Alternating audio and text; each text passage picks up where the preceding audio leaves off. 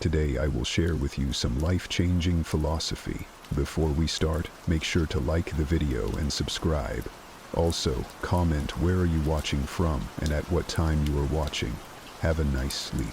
Have you ever walked away from a conversation feeling smaller than when it started? It could be a moment when you felt like you had to explain yourself, apologize too much, or agree to something you didn't even want. It's subtle, but these habits can quietly chip away at how we're seen, and more importantly, how we see ourselves. You start wondering if you're coming off as confident or if others can sense the doubt you're trying to bury. The crazy thing about this is that insecurity isn't always obvious. It's not the shaky voice or nervous gestures we imagine. Often it's hidden in the little things we do, behaviors we barely notice, but that silently broadcast a fear of not being enough. And the truth is, we all fall into these traps at times. That doesn't make us weak, it makes us human.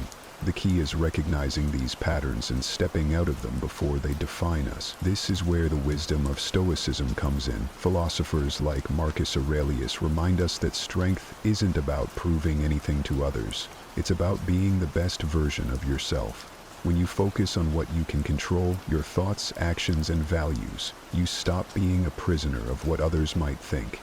In this video, we'll uncover 5 common social mistakes that make you look insecure and explore how to replace them with quiet, steady confidence. This isn't about judgment, it's about growth. Let's get started. Seeking validation from others. Seeking validation from others often feels harmless, even normal.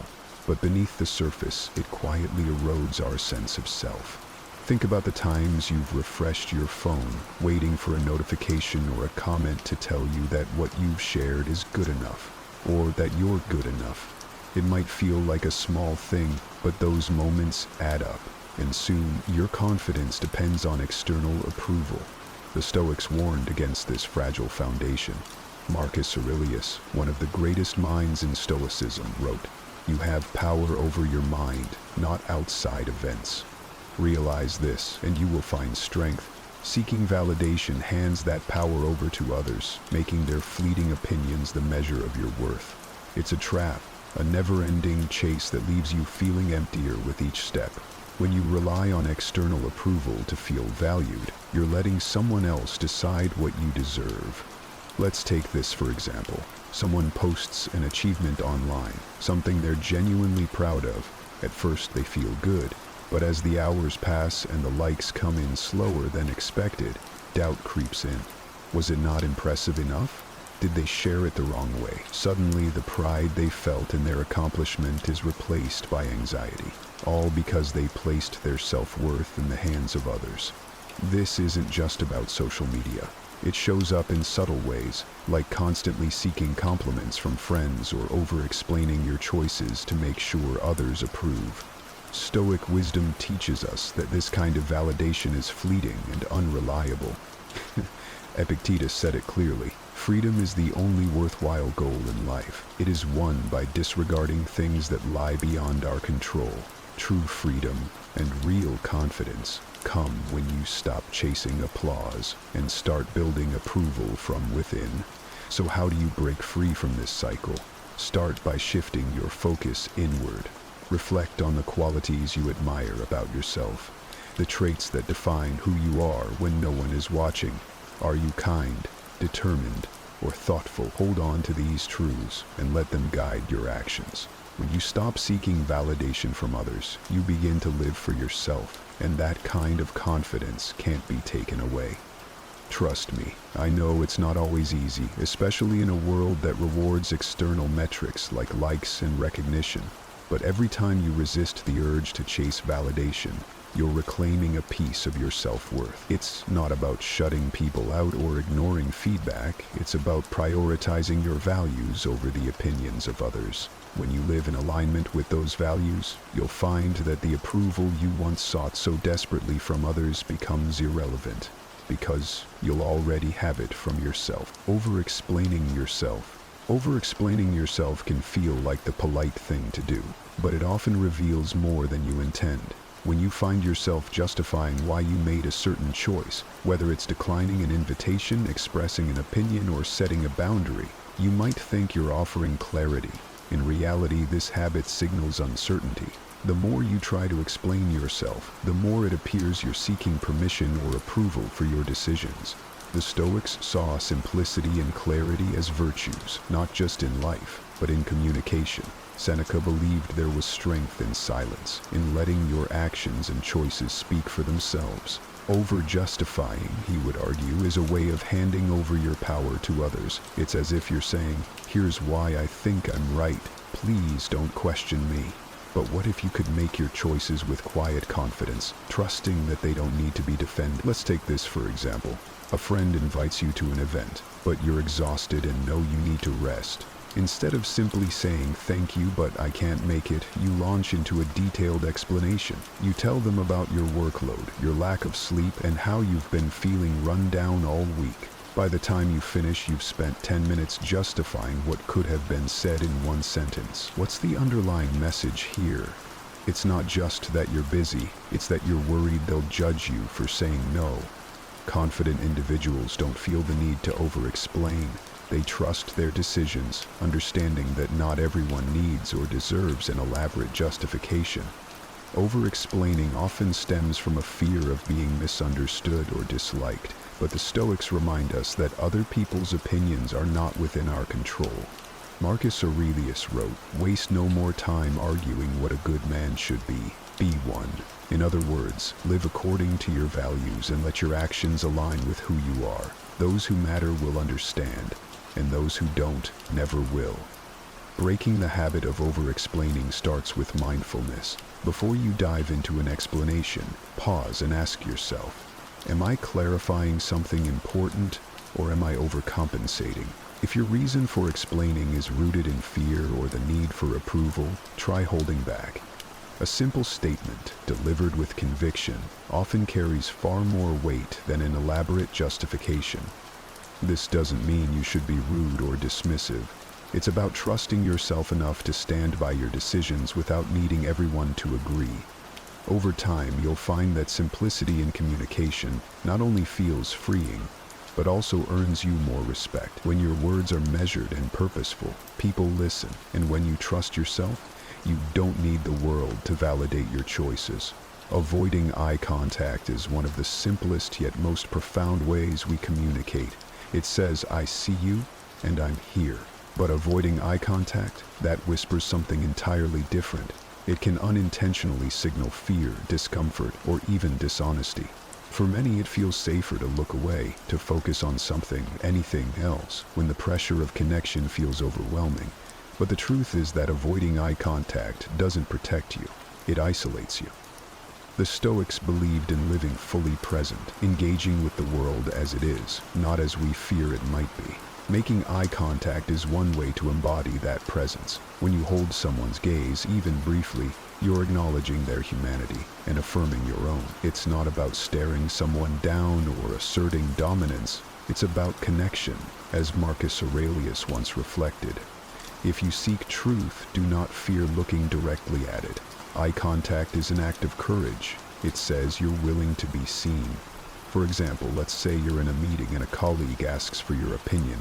Instead of meeting their gaze, you look at the table, the wall, or even your own hands as you speak. You might think you're avoiding pressure, but what others see is uncertainty, or worse, indifference. This small act of looking away can create an invisible wall between you and the people you're trying to connect with. It's like hiding behind a curtain in a brightly lit room. Everyone can still see you're there, trying to disappear. Confidence isn't about being the loudest in the room or always knowing the right thing to say. Often it's in the quiet moments of connection. Steady eye contact shows you're comfortable with yourself and with the conversation at hand. It's not about perfection, it's about presence. Even in moments of discomfort, holding someone's gaze for a few seconds longer can transform the interaction. It shows respect, not just for them, but for yourself too. To build this habit, start small.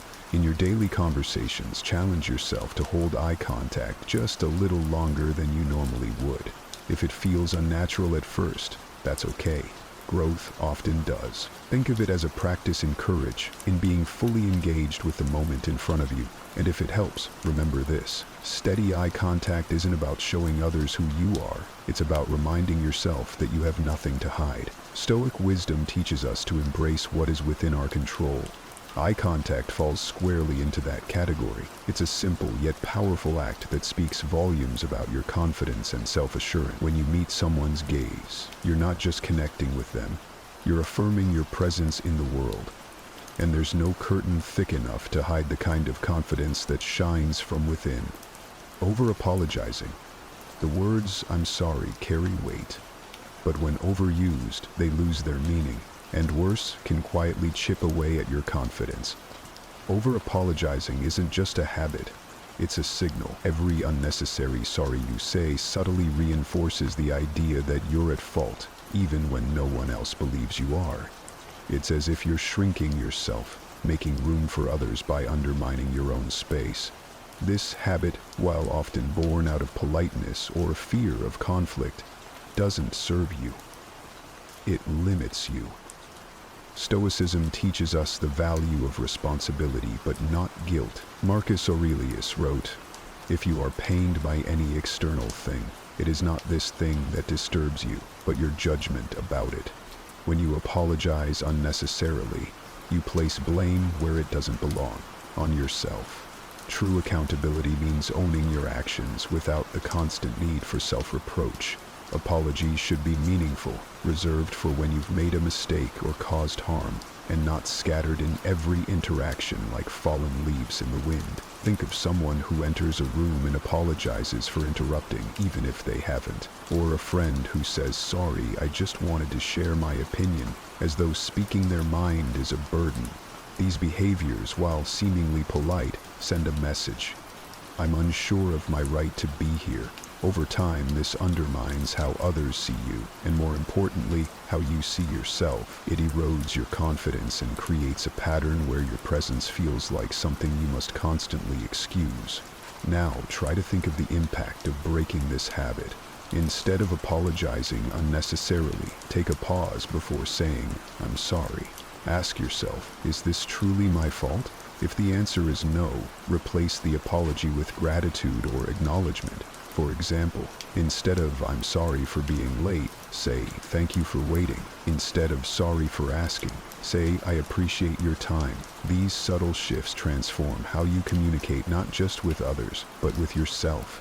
Over-apologizing also affects how others perceive your competence. If you frequently apologize, even when unnecessary, people might start to doubt your confidence in your abilities.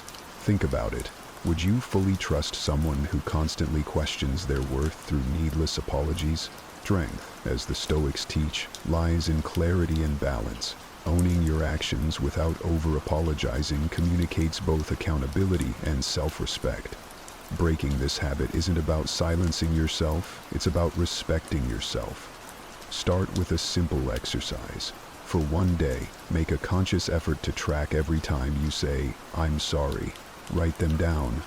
At the end of the day, review the list and ask yourself, which apologies were truly necessary? You might be surprised to see how many weren't.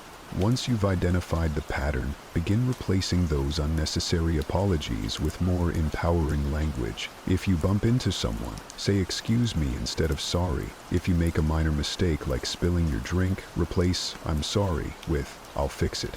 These small changes add up, creating a stronger, more confident version of you. Self-respect grows when you stop apologizing for simply existing. It's not about being rude or avoiding accountability.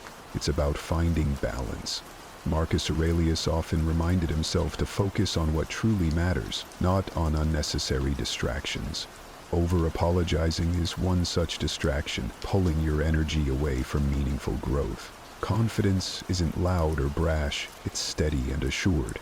By limiting your apologies to moments that genuinely require them, you not only communicate more effectively, but also remind yourself of your inherent worth. You deserve to take up space. You deserve to be heard. And most importantly, you deserve to live without carrying the burden of unwarranted guilt. Let your apologies be intentional, not habitual. Through this shift, you'll notice a change not just in how others respond to you, but in how you feel about yourself. It's a step toward living with the clarity and self-assurance that the Stoics revered. Trying too hard to be liked. Trying too hard to be liked often feels like walking on a tightrope, balancing your desires with the needs and expectations of everyone around you. You might agree to plans you don't want to attend, share opinions you don't truly believe in, or smile when you'd rather be serious, all in the name of avoiding rejection. This constant people-pleasing may feel like a way to maintain harmony, but in truth, it often backfires. What starts as a way to fit in eventually causes you to lose your own voice, your essence. You begin to feel like you're playing a role, not living your life authentically. The Stoics give us the best advice here. The greatest way to live with honor in this world is to be what we pretend to be. This quote from Socrates speaks to the heart of the issue. When you bend yourself to meet someone else's expectations, you lose sight of who you really are. It's easy to fall into the trap of thinking that being liked means being accepted. But Stoicism teaches us that true fulfillment comes not from external approval, but from living a virtuous, honest life. Trying to control how others see you is a fruitless endeavor. Instead, the Stoics advise focusing on your actions, thoughts, and values, letting go of the need for external validation. Think about a person who constantly agrees to plans they don't want to join. They say yes to dinner invitations they'd rather turn down, take on extra tasks they don't have the energy for, or nod along to opinions that don't reflect their own. The idea is simple: keep everyone happy, avoid conflict, and stay liked. But in doing so, they're losing themselves. It's like trying to bend a tree to fit the shape of someone else's view of beauty. The tree might grow that way for a while, but it can never be its true self. Over time, it becomes misshapen, and it's no longer the strong, resilient tree it once was. This is where authenticity comes into play. People-pleasing can cause you to dilute your values, shifting your behavior to suit the whims of others. But authenticity is what earns true respect. People respect those who stand by their beliefs and honor their boundaries, even if it means saying no when it's uncomfortable. When you're authentic, your value isn't dependent on what others think. It comes from knowing who you are and living in alignment with that truth. To break the cycle of people-pleasing, start with small steps. Begin by setting boundaries with simple no's. It could be something as small as turning down an invitation to an event you're not excited about, or respectfully declining to take on an extra project at work. It's not about being rude or selfish. It's about honoring your own time, energy, and values. Remember that setting boundaries isn't about pushing people away. It's about respecting yourself. Start with the small things, like saying no when you want to, even if it feels a little uncomfortable. It doesn't have to be dramatic. It can simply be a quiet shift in your actions. You don't have to explain yourself, and you certainly don't need to justify your reasons. A simple, "I'm unable to commit to this right now," can be enough. The more you practice this, the more natural it will feel. Over time, you'll notice how this shift in behavior aligns you with your authentic self, and that's when the real change happens. The Stoics were masters of living authentically, grounded in their own values. They didn't bend to the whims of others, nor did they seek approval from the masses. They understood that true freedom comes from focusing on what you can control: your actions, your responses, and your mindset. As you learn to say no and set boundaries, you'll find that people start to respect you more, not less. This isn't about being selfish, it's about being self-respecting. Finally, remember that trying to please everyone will only dilute your value. When you're constantly shifting to meet the expectations of others, you forget what you truly stand for. The beauty of authenticity is that it's unshakable. No matter what happens, it stays true to who you are. You don't need to seek approval or bend yourself into a shape that doesn't fit. Instead, focus on your values, and the respect of others will naturally follow.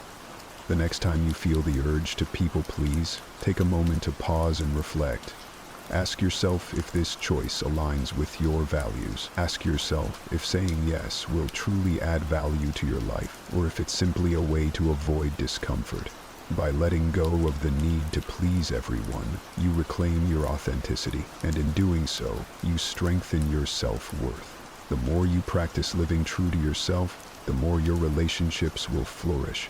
Not because you've bent to fit others' expectations, but because you've remained grounded in your own truth. Authenticity isn't about being liked by everyone. It's about being at peace with yourself, no matter who's watching.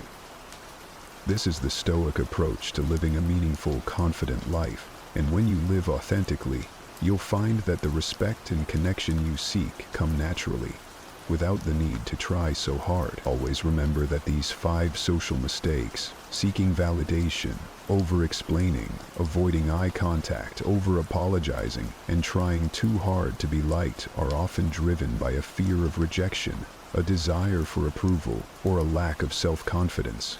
But the truth is, none of these external factors can truly define your worth. Real confidence comes from within. The Stoics, with their focus on self-control, authenticity, and living virtuously, provide a powerful framework for developing a mindset that is anchored in your values and not swayed by the opinions of others. By recognizing these habits and replacing them with behaviors rooted in self-assurance, you'll start to embrace a life of authenticity, respect, and true confidence. Remember, no one has control over how others perceive them, but you have the power to control how you see yourself and how you show up in the world. So stop seeking validation, trust your decisions, maintain eye contact, hold your boundaries, and embrace your authenticity. The more you live in alignment with your true self, the more fulfilling your life will become. Now, take a moment to reflect on these new perspectives and start applying them in your daily life. You've got this. Stay authentic, stay confident, and as always, keep striving for greatness. In this era of constant noise, it's easy to feel overwhelmed. Every moment is bombarded with sounds and visuals, phones buzzing, screens flashing, the world demanding our attention. This relentless stimulation can make us feel like we're losing ourselves in a sea of endless chatter and digital noise. But what if I told you that the secret to gaining back control lies not in doing more, but in embracing less? The ancient Stoics, like Marcus Aurelius, Seneca, and Epictetus, mastered this art thousands of years ago. They taught us that real strength doesn't come from reacting to every stimulus, but from choosing what to focus on and when to remain silent. You have power over your mind, not outside events, Marcus Aurelius wrote, reminding us that serenity begins with internal quiet. Today we're diving deep into why cutting back on mental clutter and unnecessary talk can transform your life. We'll explore 7 powerful benefits of thinking less, speaking less, and focusing more. These are not just life hacks, but profound changes that can lead to greater tranquility, deeper wisdom, and lasting success. And remember, if you appreciate what we're doing here, a simple free favor I'll ask is for you to hit that subscribe button. Don't skip any part of this video. Stick with me, and let's uncover how embracing the Stoic way can help you reclaim your peace of mind and power over your life. Benefit 1. Reduce stress and anxiety. Ever felt like your brain is just a whirlwind of worries and what-ifs? It's exhausting, right? But here's a thought from the Stoic playbook. Maybe the key to less stress isn't more thinking, it's less. The Stoics, like Epictetus, taught us that it's not the events themselves that disturb us, but our interpretation of these events. By focusing less on the noise and more on what we can control, we start to experience a real shift in our stress levels. When we actively decide to cut down on our mental clutter, something amazing happens. Our mind gets a break. Think about it. If your mind was a browser with dozens of tabs open, each one representing a worry or a thought, wouldn't closing some of them help it run better? That's essentially what we're doing when we choose to think less about things we can't control. We're closing the tabs. We're choosing not to engage with every fleeting thought that comes our way. And speaking of thinking less, it's about quality over. It's not about suppressing thoughts, but guiding them. It's like gardening. You keep the plants you want and pull out the weeds. If a thought doesn't serve you or is out of your control, why let it take up space? When we simplify our thought processes and focus only on actionable and positive thoughts, the weight on our shoulders lightens. This approach is rooted deeply in Stoicism, which emphasizes resilience and emotional control through rational thinking. By practicing these principles, you can train your mind to remain calm and collected in situations where you normally feel stressed or anxious. It's about responding to life's challenges with a level head and a clear mind, not with panic or despair. This doesn't just reduce stress, it transforms how we perceive challenges, turning them from insurmountable mountains into manageable hurdles. Benefit 2. Increase calmness and serenity. It's fascinating when you think about it. The moments when we're truly at peace are often the ones that are the quietest. This is something the Stoics understood deeply. They championed the idea that serenity comes from within, not from the chaos of the outside world. When we choose to engage less with the turmoil around us and focus more on our inner calm, the world doesn't seem as loud or as frantic. Calmness and serenity aren't just pleasant states of mind, they're powerful tools. By speaking less and listening more, we create space for peace to grow. It's like when you're on a bustling city street and suddenly step into a quiet library. Suddenly the world shifts, the pace changes, your breath deepens. This is the effect of embracing silence in our daily lives. When we stop feeling the need to fill every silence with words, we start to appreciate the richness of quiet. Stoicism teaches us that by controlling our reactions, we can maintain an inner calm regardless of external circumstances. Imagine being in a stressful situation. Say, a work deadline looms and the pressure mounts. Instead of getting caught up in a frenzy of stress and last-minute hustle, you take a step back. You breathe. You prioritize your tasks. You focus on one thing at a time. This is the Stoic method in action. Clearing the mind, simplifying the task, and approaching it with a calm focus. The benefits of this approach are immense. Not only does it allow us to handle stress more effectively, but it also enhances our overall well-being. When we're calm, we're better thinkers, listeners, and problem solvers. We're more present in our relationships, and we're better able to enjoy life's pleasures. Being serene doesn't mean being passive. It means being actively engaged in the pursuit of peace. By incorporating Stoic practices into our routine, such as meditation, reflection, and mindful breathing, we cultivate a tranquil mind. These practices help us filter out the noise and focus on what truly matters. They teach us to respond, not react. The more we practice, the more natural it becomes to remain undisturbed by the chaos of everyday life, and the deeper our well of serenity grows. On the matter of well of serenity, this doesn't just benefit us individually, it radiates outward, influencing our environment and the people around us in positive ways. Benefit 3. Enhance focus and productivity. Have you ever noticed how much more you get done when you're truly dialed into what you're doing? That sharp, crystal clear focus that makes you feel like you can accomplish anything is not just a random occurrence. It's a state of mind that you can cultivate deliberately, especially if you take a leaf out of the Stoic playbook.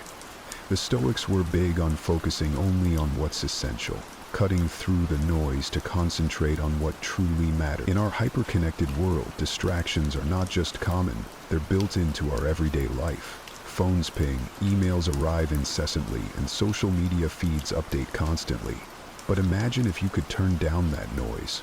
Imagine organizing your day so that you could focus fully on each task before moving on to the next. This is the essence of Stoic focus. Giving your whole attention to one thing at a time and doing it excellently. This kind of focus naturally leads to increased productivity. When you're not splitting your attention across multiple tasks, you're not just working harder, you're working smarter. You begin to notice details you might miss when multitasking. You solve problems more efficiently and come up with better solutions because your mind isn't flitting from one thing to another. The Stoics teach us that by eliminating unnecessary thoughts and actions, we free up our mental resources for important tasks. This doesn't mean ignoring your responsibilities, but rather prioritizing them in a way that allows you to deal with them one at a time, giving each your full energy. For instance, when tackling a project, you might break it down into manageable parts and set clear goals for each session. This methodical approach reduces overwhelm and makes large tasks feel more doable. Furthermore, practicing Stoicism helps us develop the resilience to resist distractions. By fostering inner discipline, we train ourselves to stay on task even when temptations arise. We become more aware of our impulses, to check our phone, to browse the web, and we learn to pause, recognize the distraction for what it is, and return to our task with renewed focus. Benefit 4. Boost self-control. Self-control is one of those superpowers that seems almost mythical, isn't it? It's like every time we manage to say no to that extra slice of cake, or yes to an early morning workout, we're tapping into something extraordinary. But what if I told you that self-control isn't just about resisting temptation? It's about much more. According to Stoic philosophy, it's about governing our reactions to the world around us in a way that aligns with our deepest values. Now, the Stoics were masters of self-discipline. They believed that the path to happiness was paved with virtue, and that self-control was a critical part of that.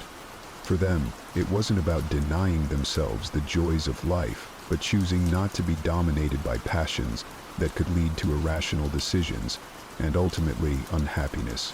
This is why they practiced moderation in all things, from their emotions to their actions.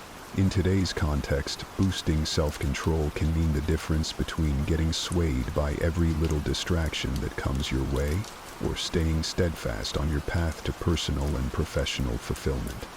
Think about how often we're pulled away from important tasks by less important but immediately gratifying distractions. Every time you choose to focus on your work instead of checking your phone, you're exercising self-control. This kind of discipline directly impacts our productivity and our ability to achieve our goals. When you strengthen your self-control, you're not just improving your ability to work without interruption, you're also enhancing your ability to think critically and make decisions that are not influenced by fleeting emotions.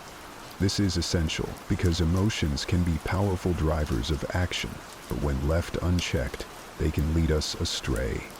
Stoicism offers practical steps for boosting self-control.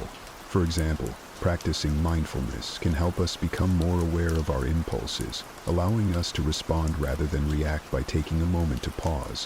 When an impulse strikes, we give ourselves the space to choose a response that aligns with our goals and values. This might look like taking a few deep breaths when feeling overwhelmed, or stepping back to assess whether our next action will help or hinder our progress. Enhancing self-control is about cultivating a deeper sense of peace and satisfaction.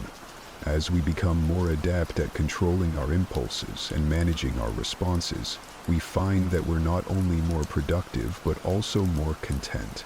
We're less at the mercy of the ups and downs of our emotions, and more in tune with a stable, balanced way of living. Benefit 5. Communicate more effectively. Communication is like the glue that holds our social fabric together, isn't it? Whether it's chatting with a friend, discussing a project at work, or even negotiating a deal, how we express ourselves plays a pivotal role in the outcome. Now, Stoicism might not be the first thing that comes to mind when you think about communication skills, but it's incredibly relevant. The Stoics were big on the idea that it's not just what you say, but how you say it that matters. They believed in the power of being measured and thoughtful with words, which is essential for clear and impactful communication. So, how does embracing a Stoic approach help us communicate more effectively? First off, it teaches us the value of listening. Seneca, one of the most renowned Stoic philosophers, famously said, "We have 2 ears and 1 mouth, so we should listen twice as much as we speak." This is golden advice in any conversation. Active listening helps us to really understand the other person's perspective, not just to wait for our turn to speak. It shows respect and allows for more constructive dialogues. When you truly listen, you respond more thoughtfully, which naturally enhances the quality of your interaction. Moreover, Stoicism encourages us to focus on clarity and brevity in our speech. The Stoics were not fans of rambling or speaking without purpose. They prized the ability to speak concisely and clearly, cutting through the noise and delivering messages in a way that could be easily understood. This doesn't mean being blunt or curt. Rather, it's about being considerate of the listener's time and attention. By choosing our words carefully and ensuring they truly convey what we mean, we reduce misunderstandings and make our communication more effective. There's also the Stoic belief in staying calm under pressure, which is a superpower in difficult conversations. Imagine you're in a heated discussion. The Stoic approach would be to maintain your composure and not let emotions get the best of you. This isn't about suppressing feelings, but about managing them constructively. By staying calm, you keep the conversation productive and open the door to resolutions rather than conflicts. It's about responding with reason rather than reacting with emotion. Incorporating these Stoic principles into your daily communication doesn't just improve how you talk or listen. It transforms your interactions into more meaningful and fulfilling exchanges. Whether it's at home, with friends, or in the workplace, effective communication fosters better relationships, smoother cooperation, and a deeper understanding of others. It's about making every word count and every interaction matter. Benefit 6. Build respect from others. Respect is one of those invaluable currencies in life that can't be bought but must be earned, often through the subtle art of how we carry ourselves and interact with others. Interestingly, Stoicism offers a powerful toolkit for earning this respect naturally. Stoics like Marcus Aurelius believed that respect comes from personal integrity and the ability to maintain composure, particularly in trying circumstances. Their teachings suggest that by cultivating a calm demeanor and thoughtful behavior, we naturally command respect from those around us. Imagine walking into a room where tensions are high, people are anxious, perhaps voices are raised. Now, picture yourself responding not with agitation, but with a composed and calm demeanor. This kind of response doesn't just diffuse tension, it also draws people's attention. It makes them think, there's someone who's in control. When you react with poise rather than panic, you demonstrate leadership qualities that naturally make people respect and trust your judgment. Moreover, Stoicism teaches the importance of consistency in our actions and words. Consistency is key to building trust, and trust is foundational to respect. When people know what to expect from you and see that you act according to your principles regardless of the situation, they begin to hold you in higher regard. It's about showing, not just telling. If you consistently apply Stoic principles such as fairness, patience, and self-control, people are more likely to respect you because they see these virtues in action. Then there's the aspect of speaking wisely. Stoics placed great emphasis on thinking before speaking, ensuring that when words are used they are meaningful and considered. In a world where everyone seems to be shouting to be heard, choosing your words carefully can actually make you stand out. When you do speak, if your words consistently reflect wisdom and insight, people are more inclined to listen and value your input. This approach not only builds respect, but also establishes you as a thoughtful leader or colleague. Lastly, respect through Stoicism is also about showing respect to others. It's a reciprocal dynamic. By demonstrating respect for others' ideas, feelings, and contributions, you foster a respectful environment. This mutual respect not only enhances personal relationships, but also creates a more positive and productive community, be it in a professional setting or personal life. Benefit 7. Live a more meaningful and simpler life. Isn't it curious how sometimes when you strip away the excess, what you're left with feels so much richer? Stoicism teaches us this very principle, that a simpler life isn't about having less, but about making room for more of what truly enriches us. It's about decluttering not just physically, but also mentally and emotionally. This philosophy encourages us to focus on our core values and priorities, trimming away the distractions that don't serve us. The Stoics, like Epictetus, believed that freedom comes from within, from our ability to control our responses to the world around us, rather than being controlled by it. By reducing our desires to the essentials and focusing on what we can control, our thoughts, our actions, our responses, we can lead lives of greater significance and tranquility. Imagine living each day with a clear sense of purpose, where your energies are spent on actions that are directly aligned with your deep-seated values. This isn't just liberating, it's deeply satisfying. In practical terms, adopting a simpler, more meaningful lifestyle means making conscious choices about where to allocate your time and energy. It involves asking yourself whether each activity or commitment is bringing you closer to your ideal life, or if it's merely filling time. This could mean opting to spend more time with family instead of attending yet another networking event, or choosing to read a book that enlightens you instead of mindlessly scrolling through social media. Moreover, living simply helps us cultivate gratitude for what we have. Stoicism doesn't teach us to forsake joy or pleasure. Rather, it teaches us to find joy in the pleasure that simplicity brings.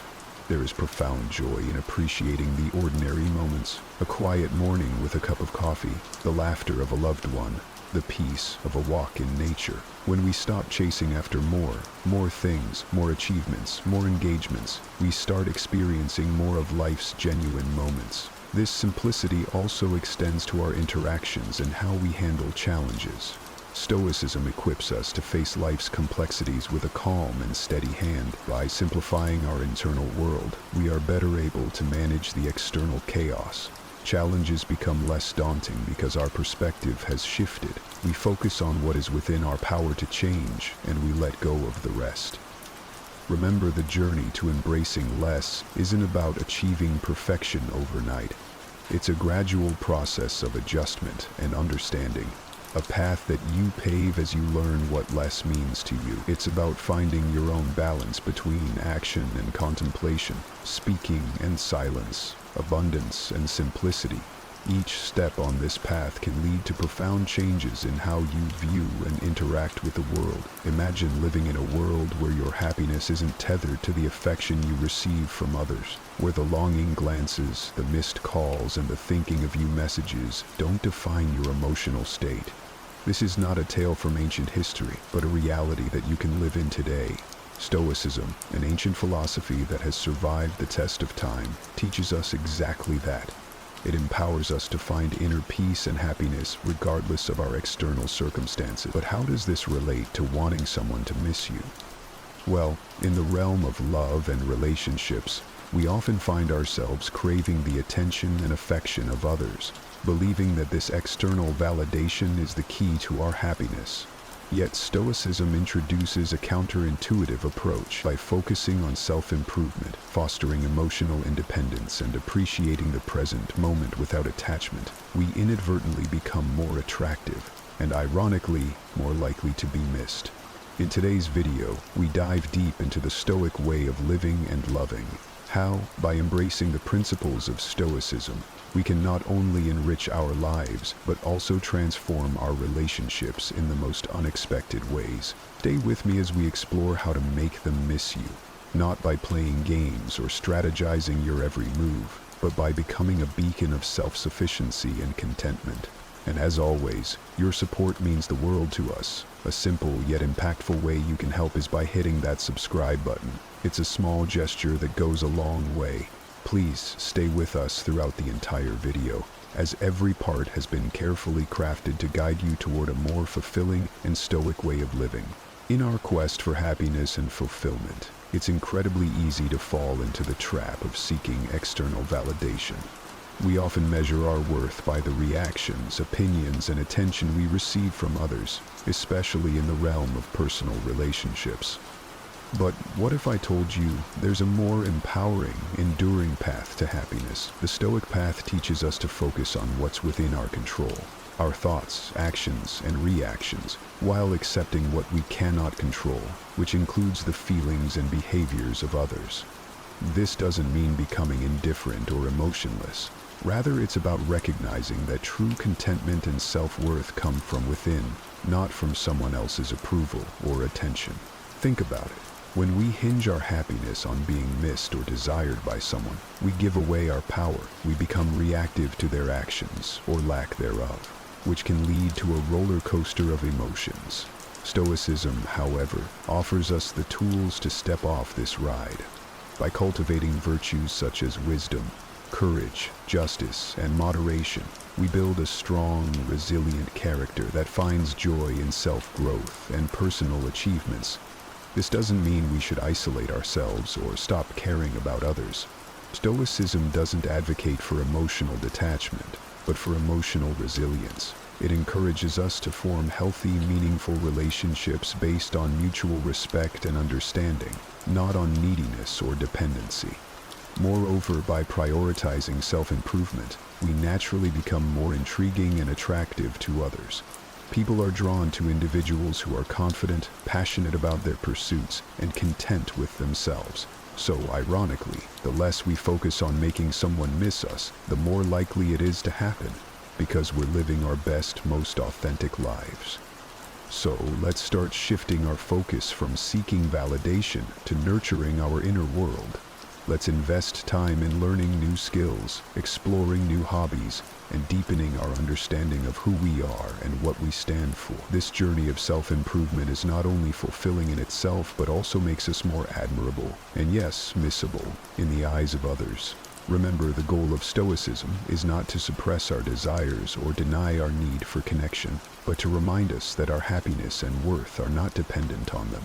By anchoring ourselves in the principles of Stoicism, we can enjoy a life of peace, satisfaction, and true independence. So let's embrace the Stoic way, focusing on self-improvement and finding joy within ourselves, because that is where true happiness lies. At the heart of Stoicism is the understanding that our reactions to external events are within our control, even if the events themselves are not.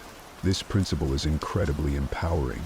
It means that we hold the key to our emotional state, granting us a level of independence that's liberating. Emotional resilience, according to Stoicism, isn't about numbing ourselves to feelings or detaching from the world around us. Instead, it's about acknowledging our emotions, understanding them, and deciding not to let them dictate our actions. The Stoics believed in focusing on what we can control and letting go of what we can't. This isn't just a strategy for personal peace. It's a roadmap to emotional resilience. When we stop allowing external factors like the actions of others or societal pressures to influence our well-being, we cultivate a sense of independence that's both profound and practical. This independence doesn't mean isolation. On the contrary, it enables us to engage with the world from a place of strength and self-assurance. Consider the concept of emotional resilience in the context of relationships. Stoicism teaches us that while we can love and care for others, our happiness shouldn't hinge on their presence or approval. This perspective encourages us to build relationships on the foundation of mutual respect and genuine connection, rather than dependency or fear of loneliness. By fostering emotional resilience, we become capable of enjoying deep, meaningful relationships without losing ourselves in them. Furthermore, Stoicism's emphasis on living according to nature, accepting life's ebb and flow, reinforces our emotional resilience. It reminds us that change is the only constant, and that our ability to adapt to this change is a measure of our strength. This adaptability doesn't come from a place of passivity, but from active engagement with our values, goals, and the pursuit of virtue. So, how do we cultivate this independence and emotional resilience? It starts with self-awareness, regularly reflecting on our thoughts, emotions, and responses to life's challenges. It involves practicing gratitude, focusing on the present moment, and engaging in activities that align with our core values.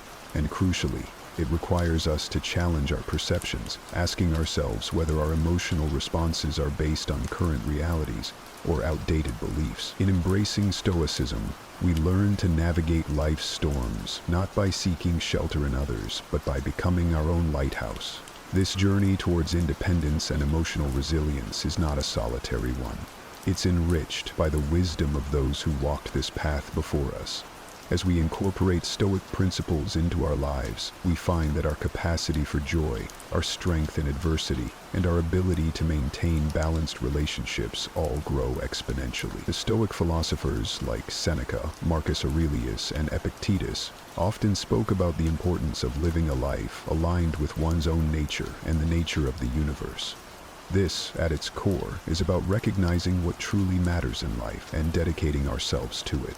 For the Stoics, meaning is found not in external successes or the accumulation of wealth and accolades, but in the cultivation of virtue, wisdom, and integrity. It's about contributing to the common good, engaging in community, and developing relationships based on respect and understanding. Creating a meaningful life, then, involves a deep dive into our inner selves, asking hard questions about who we are and what we stand for. It requires us to identify our values and to live by them, even when faced with challenges, or when it would be easier to simply go with the flow of societal expectations. Stoicism offers a compass in this introspection, urging us to consider not just our actions, but the intentions behind them. Are we acting out of virtue, or are we motivated by a desire for external validation? Moreover, Stoicism teaches us about the impermanence of external conditions and the importance of focusing on what remains within our control. This perspective is liberating. It frees us from the tyranny of trying to control the uncontrollable and directs our energies toward where we can truly make a difference, our own attitudes, choices, and responses to the world around us. In this way, creating a meaningful life is less about what we achieve and more about how we live and the mindset with which we approach our days. Embracing a Stoic approach to life also means accepting that suffering and setbacks are natural parts of the human experience. Instead of perceiving them as obstacles to our happiness, we can view them as opportunities for growth, resilience, and a deeper understanding of the complexities of life. This doesn't mean we seek out suffering, but rather that we find meaning in overcoming it, learning from it, and moving forward with a strengthened spirit and a more compassionate heart. In practice, creating a meaningful life involves small daily acts as much as it does grand gestures. It's found in the kindness we show to others, the integrity with which we conduct our work, and the passion we bring to our pursuits. It's in the moments we take to reflect on our place in the universe, to appreciate nature, to engage in acts of self-care, and to foster connections with others. These acts, grounded in Stoic principles, weave together to form a tapestry of a life well lived. Let's remember, the Stoic journey towards a meaningful life is not a solitary endeavor. It's a path we walk together, supporting each other through shared wisdom and experiences. By anchoring our lives in Stoicism, we equip ourselves with the tools not just to face life's challenges, but to thrive amidst them, finding joy, purpose, and meaning in every step of the journey. The Stoics recognized early on that much of our frustration, anxiety, and even despair stems from our insistence on controlling the uncontrollable. We often expend tremendous energy trying to shape circumstances, outcomes, and even other people to our will, only to find that much of it is beyond our reach. This realization isn't meant to dishearten us. Instead, it's intended to free us from self-imposed chains that bind us to unattainable expectations.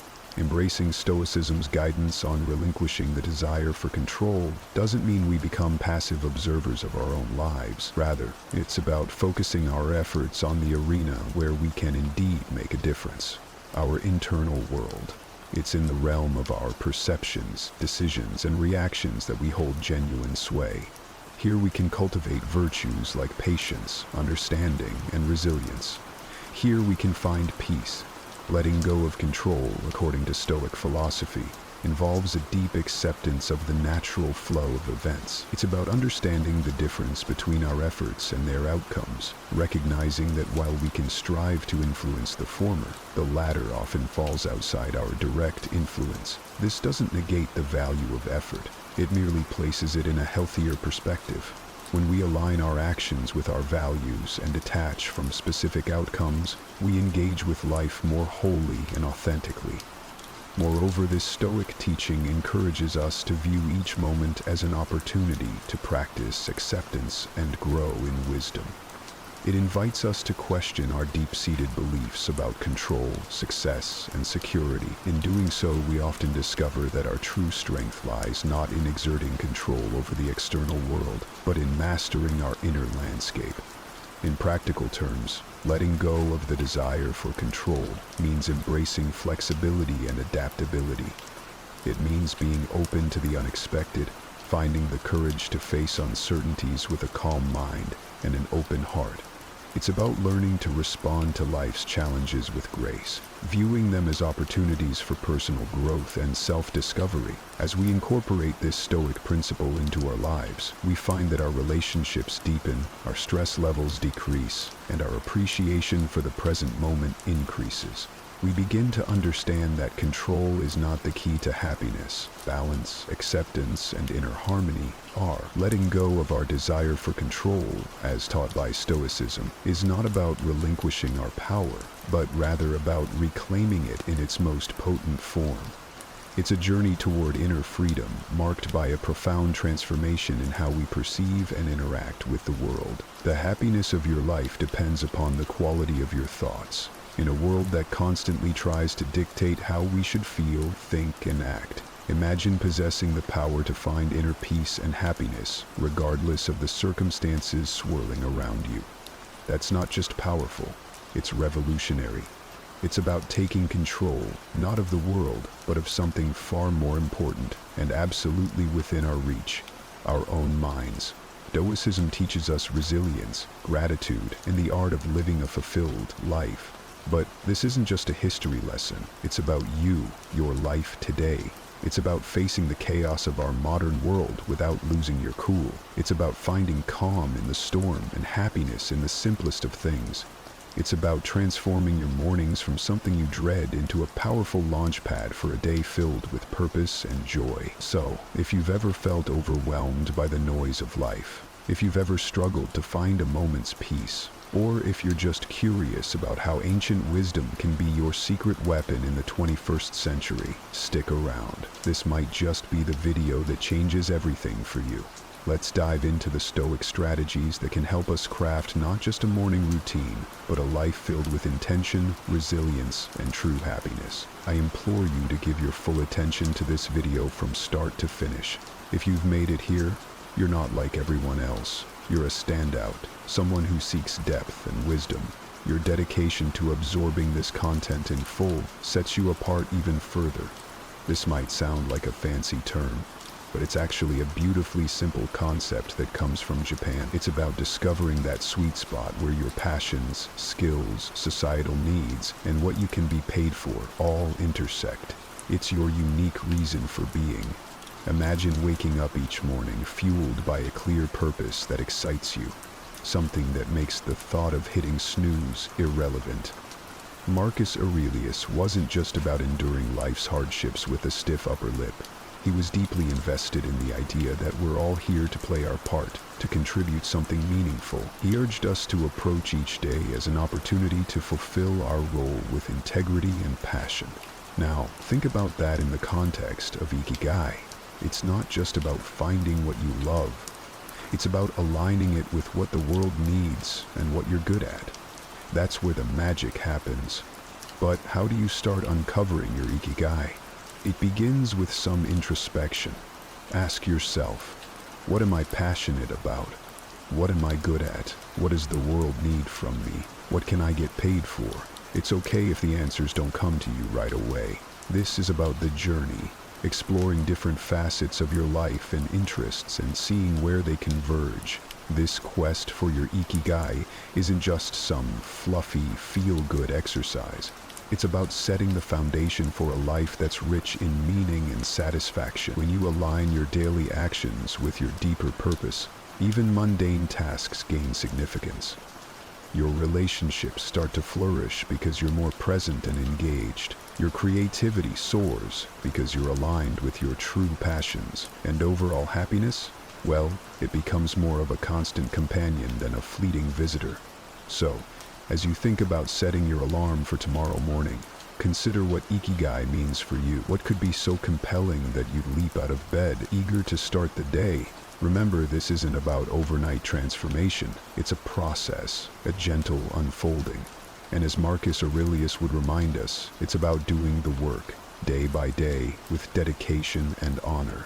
Finding your Ikigai isn't just about personal fulfillment. It's about embracing your role in the larger tapestry of life, contributing your unique thread to the ever-evolving human story. The ancient Stoics, particularly Marcus Aurelius, were big on the idea that our actions should be purposeful, not just random acts thrown into the wind, but deliberate steps guided by our inner compass. This philosophy extends beautifully into how we prepare for the day ahead, starting the night before. Here's the deal. The quality of your morning begins with how you spend your evening. It's tempting to binge watch your favorite series until the wee hours or scroll through social media until your eyes blur. But let's pause and consider how that sets you up for the next day. Your brain needs time to unwind, to process the day's events, and to recharge for what's ahead. That's where a solid pre-sleep routine comes into play. Imagine treating your evening routine with the same respect and intention as you would any other important aspect of your life. This isn't about rigid self-discipline that sucks the joy out of your evenings. It's about creating a space that supports your well-being and aligns with your goals for the next day. For instance, limiting screen time an hour before bed isn't about denying yourself relaxation. It's about giving your mind the cue that it's time to wind down, making it easier to fall asleep and wake up feeling refreshed. Planning a bit for the next day can also be a game changer. It could be as simple as jotting down your top 3 priorities for tomorrow. This act alone sets a clear direction, ensuring you wake up with a sense of purpose. And here's where the Stoic mindset really shines. It's about acknowledging what's within our control and letting go of what's not. We might not be able to control every detail of our day, but we can certainly influence how we start it. And let's not forget about some deep breathing or meditation to calm the mind. This practice isn't just fluff, it's a powerful tool that signals to your body that it's time to rest. Inhaling deeply and exhaling slowly helps reduce stress, lower your heart rate, and prepare your body for deep, restorative sleep. It's like pressing the reset button, ensuring you wake up not just physically refreshed, but mentally and emotionally as well. In today's always-on world, this might sound like a Herculean task, but it's absolutely vital for setting the tone of your entire day. Picture this. The first moments of your morning, untainted by the digital clamor of emails, social media notifications, or the buzzing news cycle. It's just you, your thoughts, and the serene quiet of the dawn. That's not just refreshing, it's empowering. Marcus Aurelius was a strong advocate for living with intention and focus.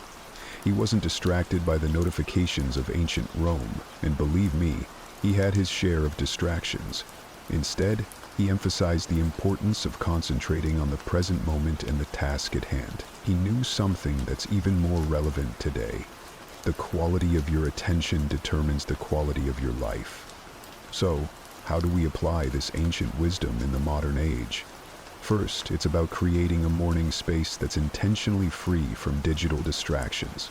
This isn't about shunning technology, but rather choosing not to let it dictate the start of your day. It's tempting to roll over and immediately check your phone, but that instantly puts you in a reactive state, responding to the demands and dramas of the external world. Instead, give yourself the gift of a peaceful start. Imagine dedicating the first hour of your day to activities that nourish your soul and sharpen your mind. Maybe it's reading, meditating, journaling, or simply enjoying a cup of coffee as you gaze out the window. This isn't wasted time, it's an investment in your well-being. By avoiding distractions, you're not just avoiding stress, you're actively creating a reservoir of peace and focus that you'll draw from throughout the day. Making the most of your mornings isn't about adding more to your to-do list. It's about subtracting the noise that doesn't serve you.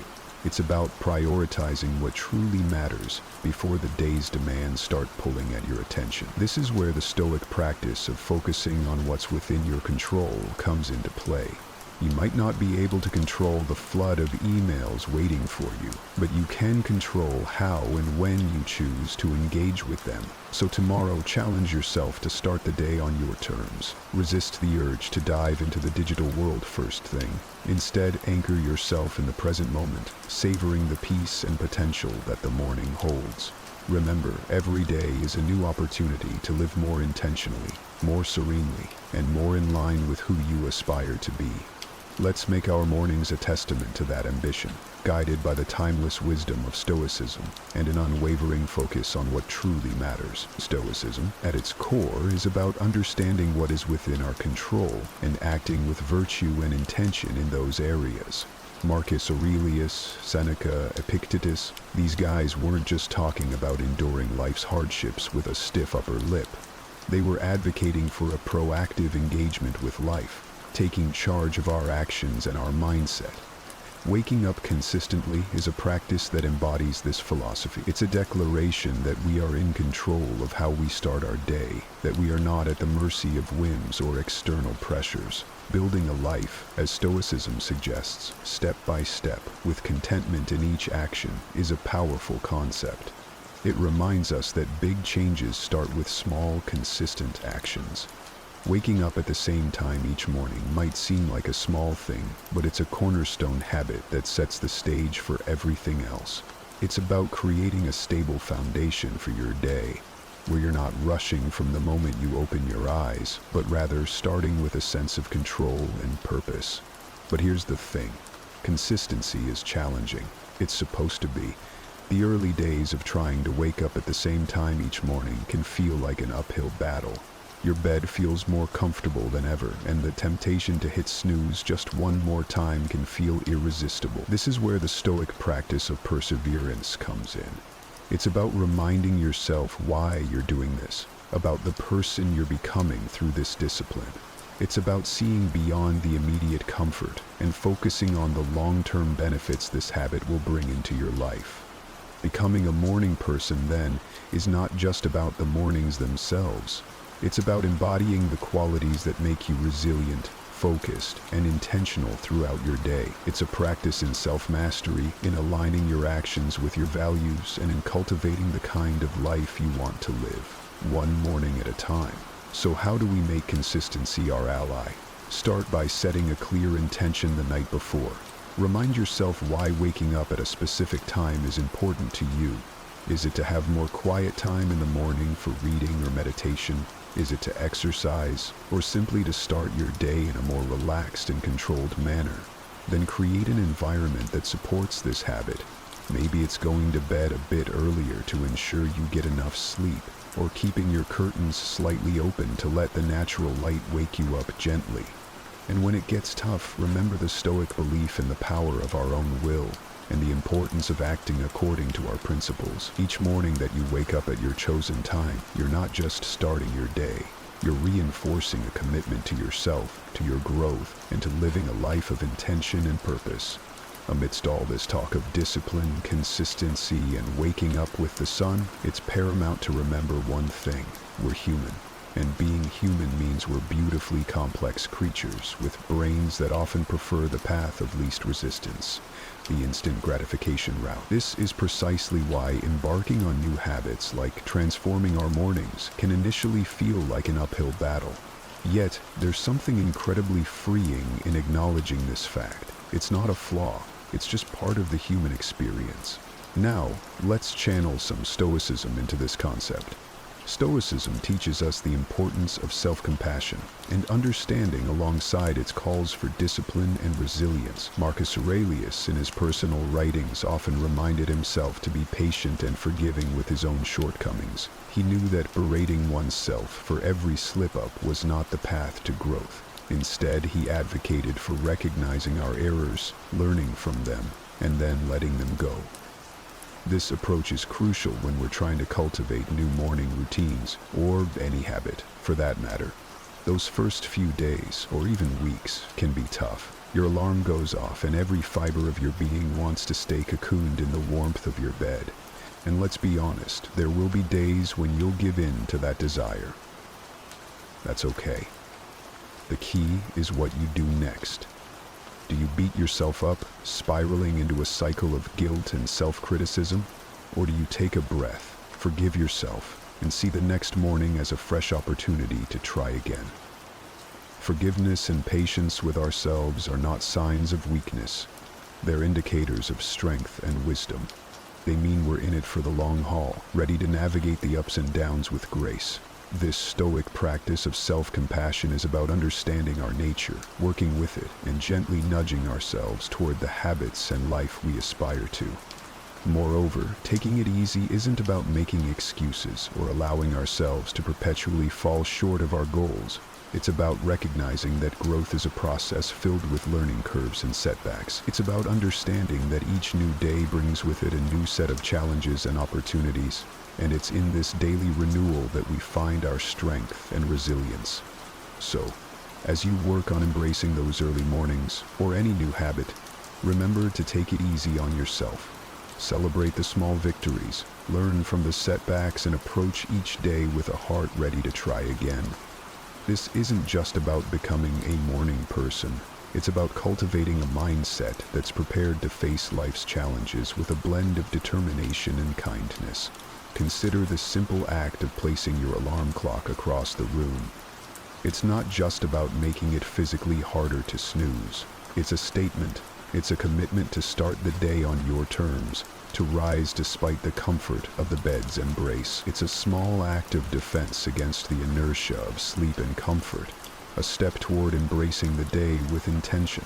Similarly, making your bed each morning might feel like a trivial task, especially when you're the only one who'll see it.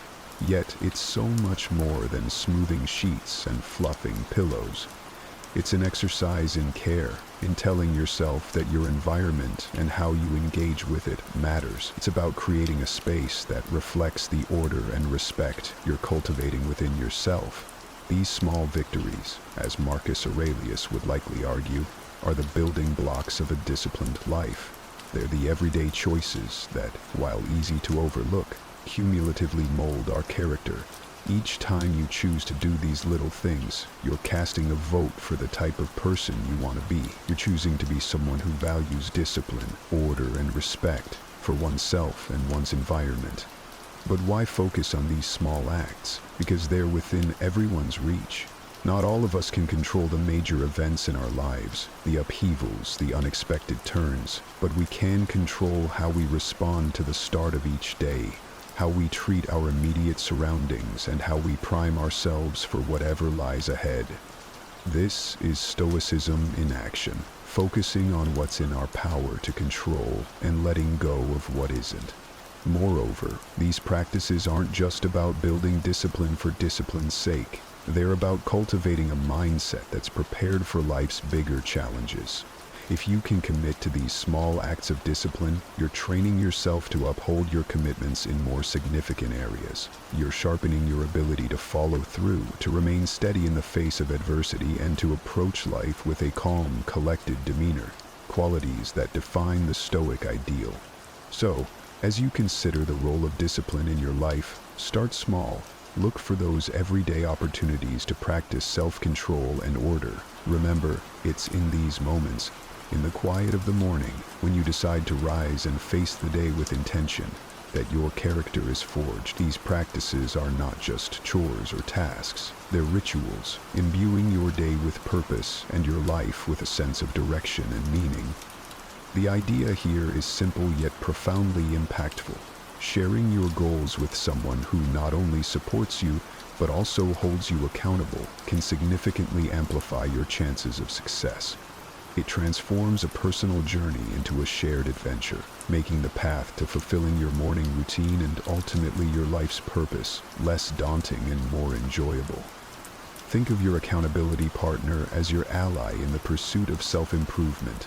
This person is there to remind you of your commitments when the warmth of your bed feels too comforting to leave in the early hours. They're there to encourage you when progress seems slow and to celebrate your victories no matter how small.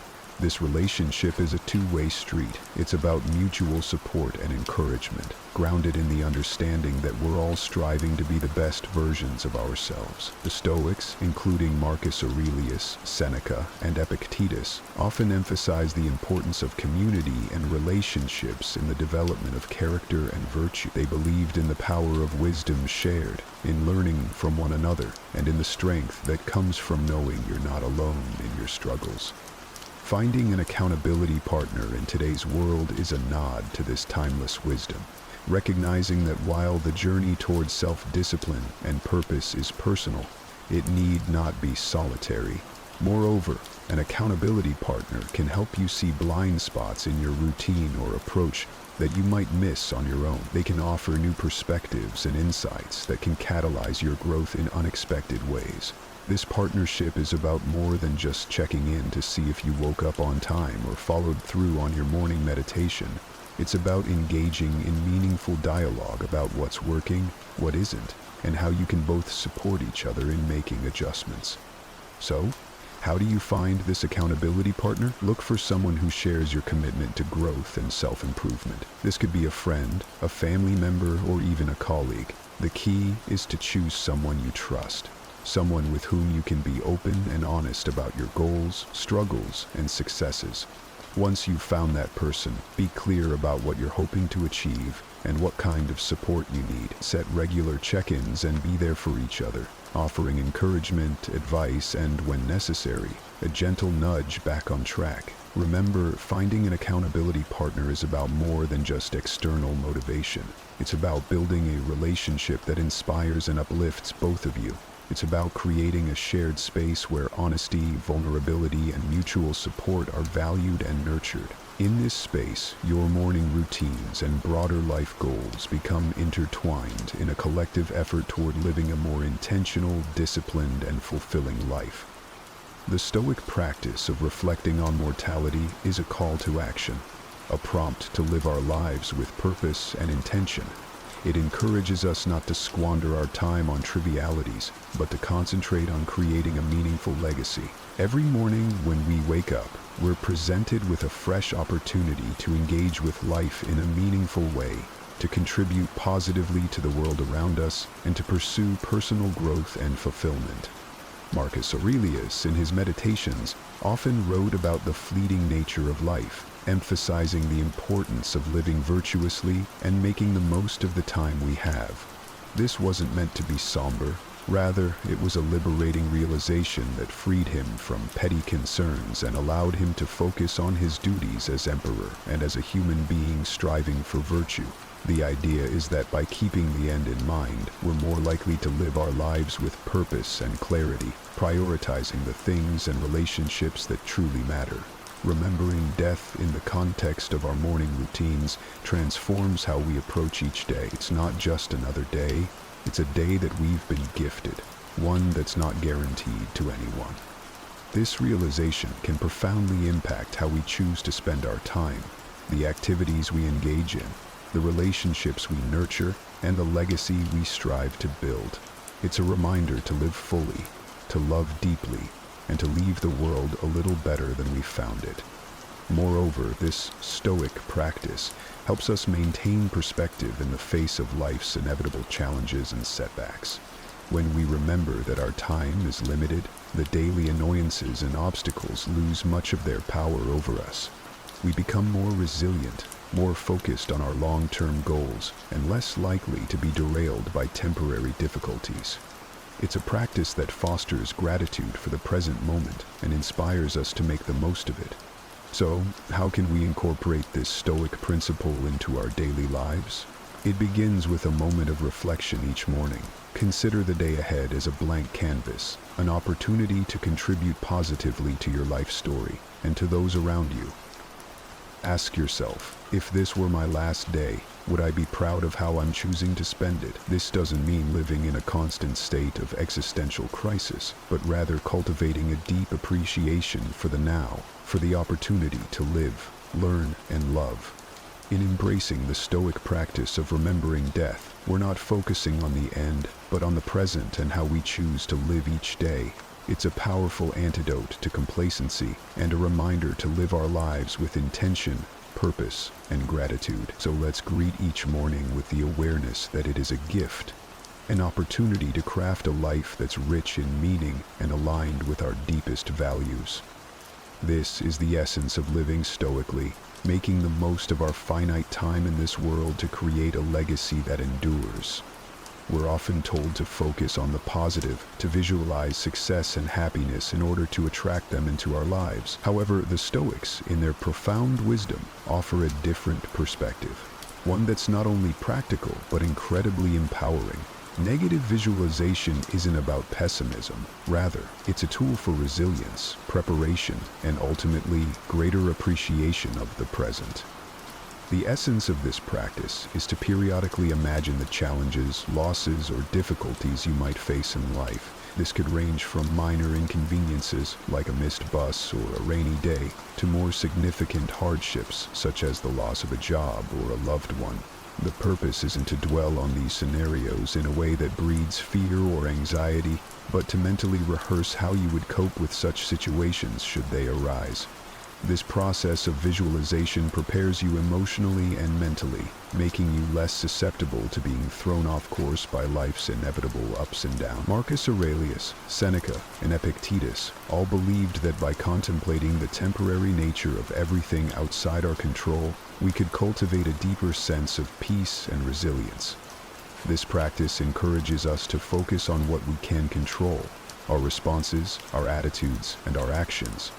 Incorporating negative visualization into your morning routine can transform how you approach your day. Instead of stepping out the door, blind to the potential challenges ahead, you're mentally equipped to face them. It's like a mental training session where you strengthen your resilience muscles, so when life inevitably throws a curveball your way, you're not knocked off your feet. You've already rehearsed this moment in your mind and can draw upon your pre-visualized strategies to navigate through it. Moreover, this practice has a beautiful, somewhat paradoxical effect. It enhances our gratitude for the present moment. By imagining life without some of the things we take for granted, we come back to reality with a renewed appreciation for them. It's a reminder of how much we have to be thankful for right now, in this moment. This isn't about dwelling in fear of loss, but about using the thought of it to deepen our appreciation for the here and now. So how do we practice negative visualization in a healthy, constructive way? Start with a few moments in the morning to contemplate potential challenges of the day, or broader future possibilities. Visualize how you would ideally respond, what strengths you would draw upon, what lessons you could learn, and how you could grow from the experience. Then, let go of the visualization and proceed with your day, carrying with you a sense of preparedness and an enhanced appreciation for your current circumstances. Incorporating gratitude into our lives, especially as we end our day, can have a transformative impact on our well-being and outlook.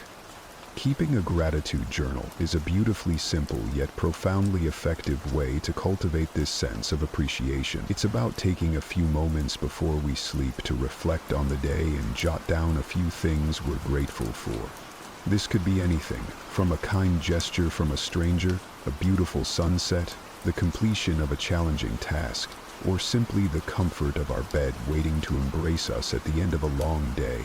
The act of writing down what we're grateful for shifts our focus from what's lacking in our lives to the abundance that's already present. It's a practice that aligns perfectly with Stoic teachings, which emphasize focusing on what we have rather than what we don't, on what's within our control rather than what isn't. This shift in perspective not only sets the stage for a peaceful night's sleep free from the turmoil of unfulfilled desires or lingering frustrations, but it also primes our minds to begin the next day with a sense of purpose and appreciation. But why end the day with gratitude? Because it allows us to close our day on a note of positivity, regardless of the challenges we may have faced. It's a way of reaffirming the good in our lives, of finding peace even in turmoil, and of nurturing a mindset that sees opportunities for growth and joy in every circumstance. This nightly practice of gratitude creates a ripple effect, influencing not just how we sleep, but how we wake up and approach our mornings. It transforms our first thoughts of the day from groans over the alarm clock to a quiet anticipation of what the new day holds, what new things we might discover to be grateful for. Moreover, this practice of appreciating our life extends beyond our personal sphere. It enhances our relationships as we become more attuned to the value of those around us and more expressive of our appreciation for their presence in our lives. It deepens our connection to the world as we become more observant of and thankful for the beauty and wonder that surround us, often in the most mundane moments. So, as we consider the multitude of strategies to enrich our mornings and, by extension, our lives, let's not overlook the power of ending our day with gratitude. It's a practice that embodies the Stoic pursuit of a good life, one marked not by external achievements or material possessions, but by inner peace, contentment, and a deep-seated appreciation for the present moment. As we wrap up this journey through the 10 strategies inspired by Stoicism, it's clear that each step, each practice is more than just a task. It's a pathway to cultivating a life of intention, resilience, and profound gratitude. Embracing these practices doesn't mean every day will be perfect, but it does mean that every day will be met with a stronger, more grateful, and more resilient you. You have within you the power to transform not just your mornings, but your entire life into a reflection of the Stoic ideals of virtue, wisdom, and contentment. It's also beneficial to gradually increase your tolerance for discomfort, which is a big part of what self-control is all about. The Stoics believe that by voluntarily exposing ourselves to discomfort, whether it's cold showers, fasting, or resisting urges, we can strengthen our willpower. These practices teach us that we can endure discomfort and that it's often not as bad as we fear. This realization directly feeds into our ability to exercise self-retreat in more complex emotional or social situations. Every single day, we're faced with moments that test our patience and rattle our calm. Whether it's a traffic jam when you're already late, a coworker's irritating habits, or your phone battery dying in the middle of an important call, life seems full of these little battles. It's not just about these minor irritations, though. It's about how we respond to them that shapes our days and, ultimately, our lives. It's important to remember that everyone feels angry sometimes. It's part of being human. But here's where Stoicism steps in with its profound wisdom. Stoicism teaches us that while we can't always control what happens to us, we can control how we respond. This is pivotal in transforming our relationship with anger. Think about it. When something goes wrong or someone frustrates us, our first instinct might be to react with anger. But what if, instead, we paused and considered this reaction? Stoicism encourages us to see these moments as opportunities to practice virtues like patience, understanding, and resilience. By acknowledging anger as a natural emotion, we set the stage for learning how to handle it more effectively. The Stoic philosophers like Epictetus and Marcus Aurelius often discuss the concept of not being swayed by external events, but instead focusing on our internal responses. They believe that our emotions, including anger, come from our judgments about events, not the events themselves. So, when we feel angry, it's often because we're placing a particular value or judgment on what's happened.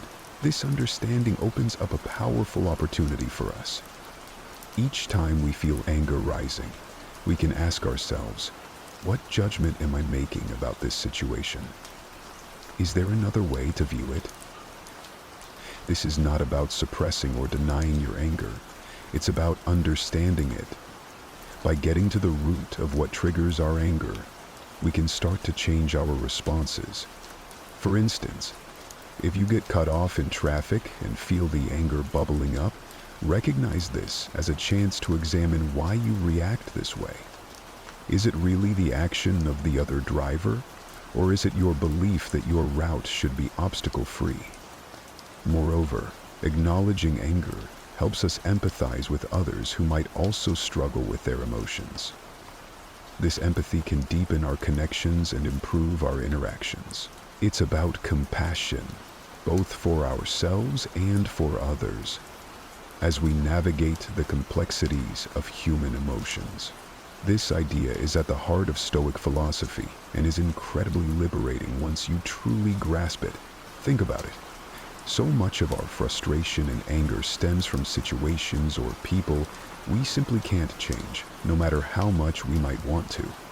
The Stoics, like the wise Marcus Aurelius, taught that the real power lies in recognizing the difference between what we can control and what we can't. You control your thoughts, your decisions, and your actions.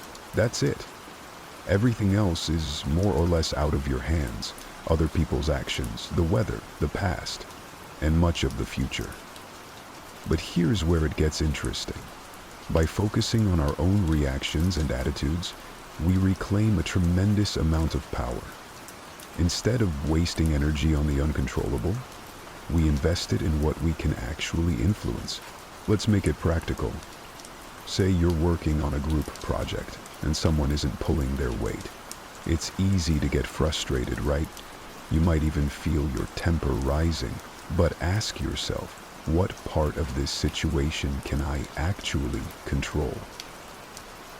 You can't make your teammate work harder, but you can control how you respond to the challenge.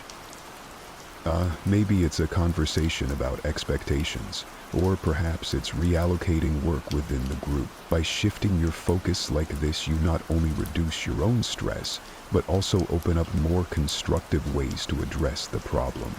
Another aspect of this Stoic principle is accepting that some things are just beyond our control. This acceptance doesn't mean resignation.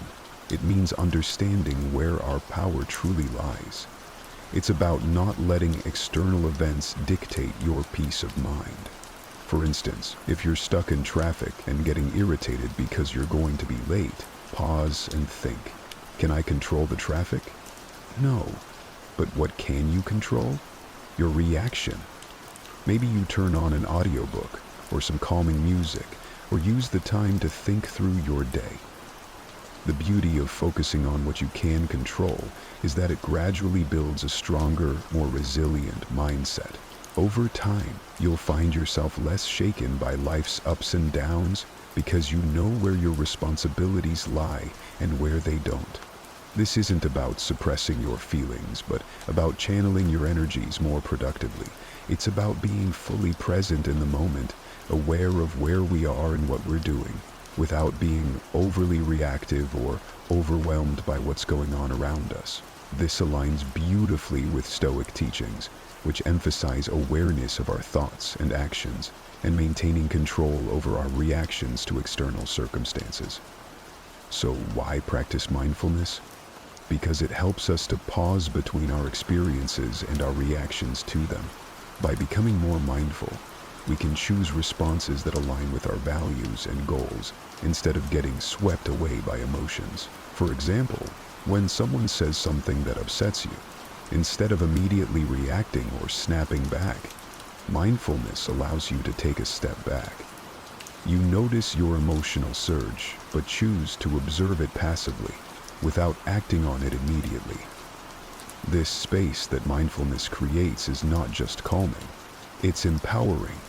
It gives you the chance to choose a response that you won't regret later. Let's talk about how to incorporate mindfulness into daily life. Because it sounds great in theory, but it's in the practice that the real magic happens. One simple technique is to focus on your breathing. When you find yourself feeling anxious or angry, take a moment to concentrate on deep, slow breaths. This focus pulls your mind away from the triggers of stress or anger and brings you back to what you can control, your breath. Another practical method is what I like to call mindful observation. Choose an ordinary task or moment, like drinking a cup of coffee. Focus all your senses on this experience. Notice the aroma, the heat of the cup in your hands, the taste. This practice of engaging fully with the present moment can transform an ordinary experience into a richer, more textured moment. What's fascinating about this is that it trains your brain to apply the same level of awareness to more challenging situations. When anger or frustration arises, you'll be better equipped to handle it with the same focus and calm. Stoicism also teaches us about the impermanence of our experiences. Nothing lasts forever, not even our emotions. Mindfulness complements this by helping us to experience our feelings without judgment. Acknowledge that you're angry, recognize it, but also remind yourself that this anger is just a passing state. It's not who you are, and it doesn't control you. unless you let it. The idea that everything changes and nothing lasts forever is a universal truth that can help us navigate life's ups and downs with more grace and less frustration. It's about understanding that our circumstances, emotions, and even our thoughts are constantly in flux, and learning to embrace this constant state of change rather than resisting it. Think about how often we get upset because things didn't go as planned. Maybe it was a job promotion that didn't come through, a relationship that ended unexpectedly, or a sudden change in our health. Our first reaction might be to resist these changes, to get angry or sad.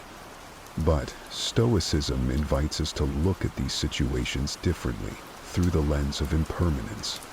When we truly grasp that nothing is permanent, we start to realize that our anger or disappointment is also temporary.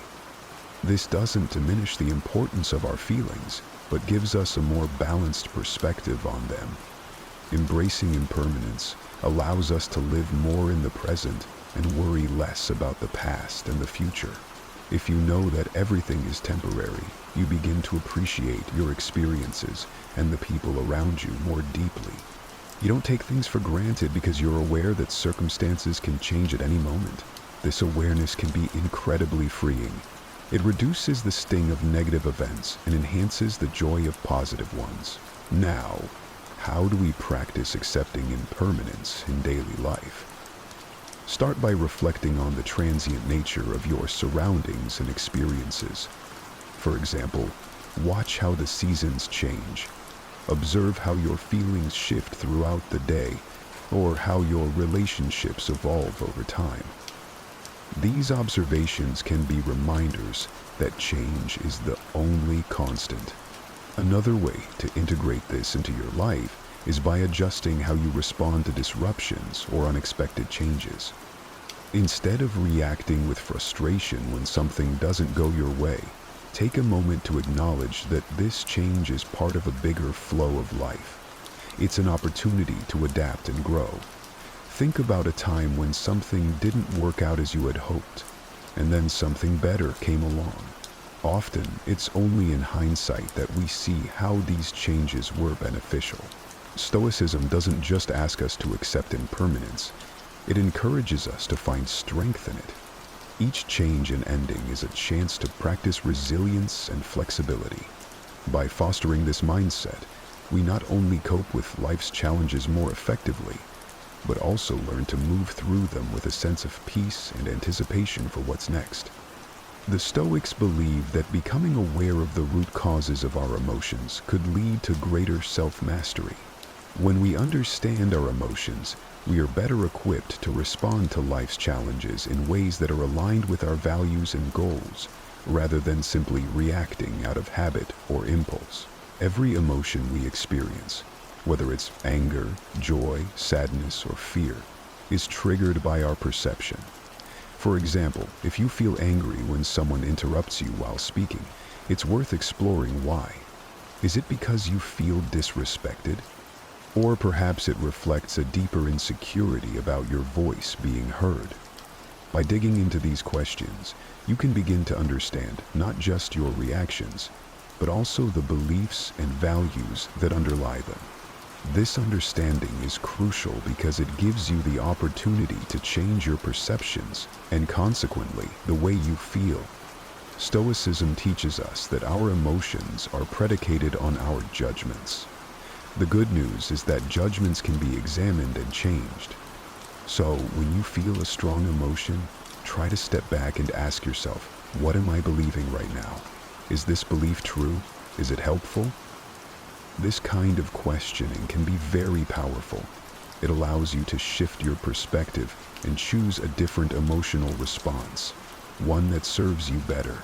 For instance, if you're feeling anxious about a work presentation, it might be because you believe that you must perform perfectly in order to be respected. But is this really true? Likely, your colleagues value your effort and sincerity more than perfection. Recognizing this can alleviate some of your anxiety and help you approach the situation with more calmness and confidence. Practically speaking, journaling can be an incredibly effective tool for understanding your emotions. By writing down what you feel and exploring why you feel it, you can uncover patterns and triggers that you might not be aware of otherwise. This reflection not only helps in the moment, but also builds a sort of emotional intelligence over time that can make you more resilient and adaptable. Another approach is to discuss your feelings with someone you trust, a friend, a family member, or a mentor. Speaking about your emotions can provide new insights and perspectives that you might not have considered. It's often through dialogue that we come to new understandings about ourselves and our relationships. Embracing the Stoic approach to emotions isn't about suppressing what you feel. On the contrary, it's about engaging with your emotions in a proactive and reflective way. It's about taking control of the narrative of your inner life. By understanding your emotions, you're not just reacting to the world, you're actively shaping your experience of it. Stoicism teaches us the value of patience, not just as a way to endure, but as a method to transform our experiences. Patience, according to Stoic philosophy, isn't just about waiting, it's about how we behave while we wait. It's about maintaining our composure and dignity in the face of life's delays and challenges, understanding that these are often outside our control. In our daily lives, we encounter countless situations that can trigger impatience, from a slow-moving line at the grocery store to a traffic jam or a delayed response from a colleague. Our first instinct might be to feel irritated or stressed, but here's where Stoicism comes into play. It encourages us to see these moments as opportunities to practice virtue. Every instance of delay is a chance to exercise patience, to reinforce our ability to stay calm and collected. So, how can we develop patience in practical terms? One effective approach is to adjust our expectations. Often, our impatience stems from a mismatch between our expectations and reality. If we start by acknowledging that delays and obstacles are natural parts of life, we're less likely to get upset when they occur. This doesn't mean lowering our standards, but rather aligning our expectations with the fact that the world won't always operate according to our preferences. Another key method is to use the moments of waiting as opportunities for growth and reflection. If you're stuck in traffic, instead of fuming over the delay, you can turn it into valuable time, listening to an audiobook, practice deep breathing, or simply reflect on your day. This shift in perspective turns a frustrating situation into a productive or relaxing one. Practicing mindfulness is also a powerful ally in developing patience. By being present in the moment and fully engaging with it, we can distance ourselves from the feelings of urgency and restlessness that often accompany waiting. Mindfulness helps us cultivate a peaceful state of mind that buffers us against the stirrings of impatience. Stoicism not only advocates for patience, but also for understanding the impermanence of our current state. Remembering that this too shall pass can help us endure unpleasant situations, whether it's waiting for a delayed flight or enduring a long recovery from an illness. The knowledge that it is temporary makes it more bearable. Finally, celebrating small victories is crucial in developing patience. When you manage to stay calm during a situation that would normally make you impatient, acknowledge and reward yourself for this achievement. This reinforces the behavior and makes it more likely to become a habit. This is one of those transformative experiences that not only changes the way we relate to others, but also profoundly affects our inner peace. Forgiveness in the Stoic sense is not about condoning wrongdoings or forgetting the harm done. It's about freeing ourselves from the emotional burden that comes from carrying grudges. Forgiveness requires a strong sense of self-awareness and control over one's emotions, qualities that Stoics strive to develop. It involves recognizing that our anger and hurt, while natural and valid responses to perceived injustices, are ultimately within our control. This doesn't mean that the process is simple or immediate. Forgiveness can be challenging, It often requires a deliberate, concerted effort to let go of deep-seated feelings of injustice. Consider the power that comes from deciding not to allow someone else's actions to disturb your inner tranquility. This is the essence of Stoic forgiveness. It's about making a conscious choice to not let past actions continually affect your present state of mind. This decision helps you reclaim your emotional energy and focus it on more constructive pursuits that align with your values and goals. Now, how do we start practicing forgiveness in everyday life? It begins with the recognition that all humans are fallible, ourselves included. We all make mistakes, sometimes out of ignorance, sometimes out of malice. Reflecting on our own shortcomings can help us develop empathy towards others, making it easier to forgive. Another Stoic practice is to consider the bigger picture.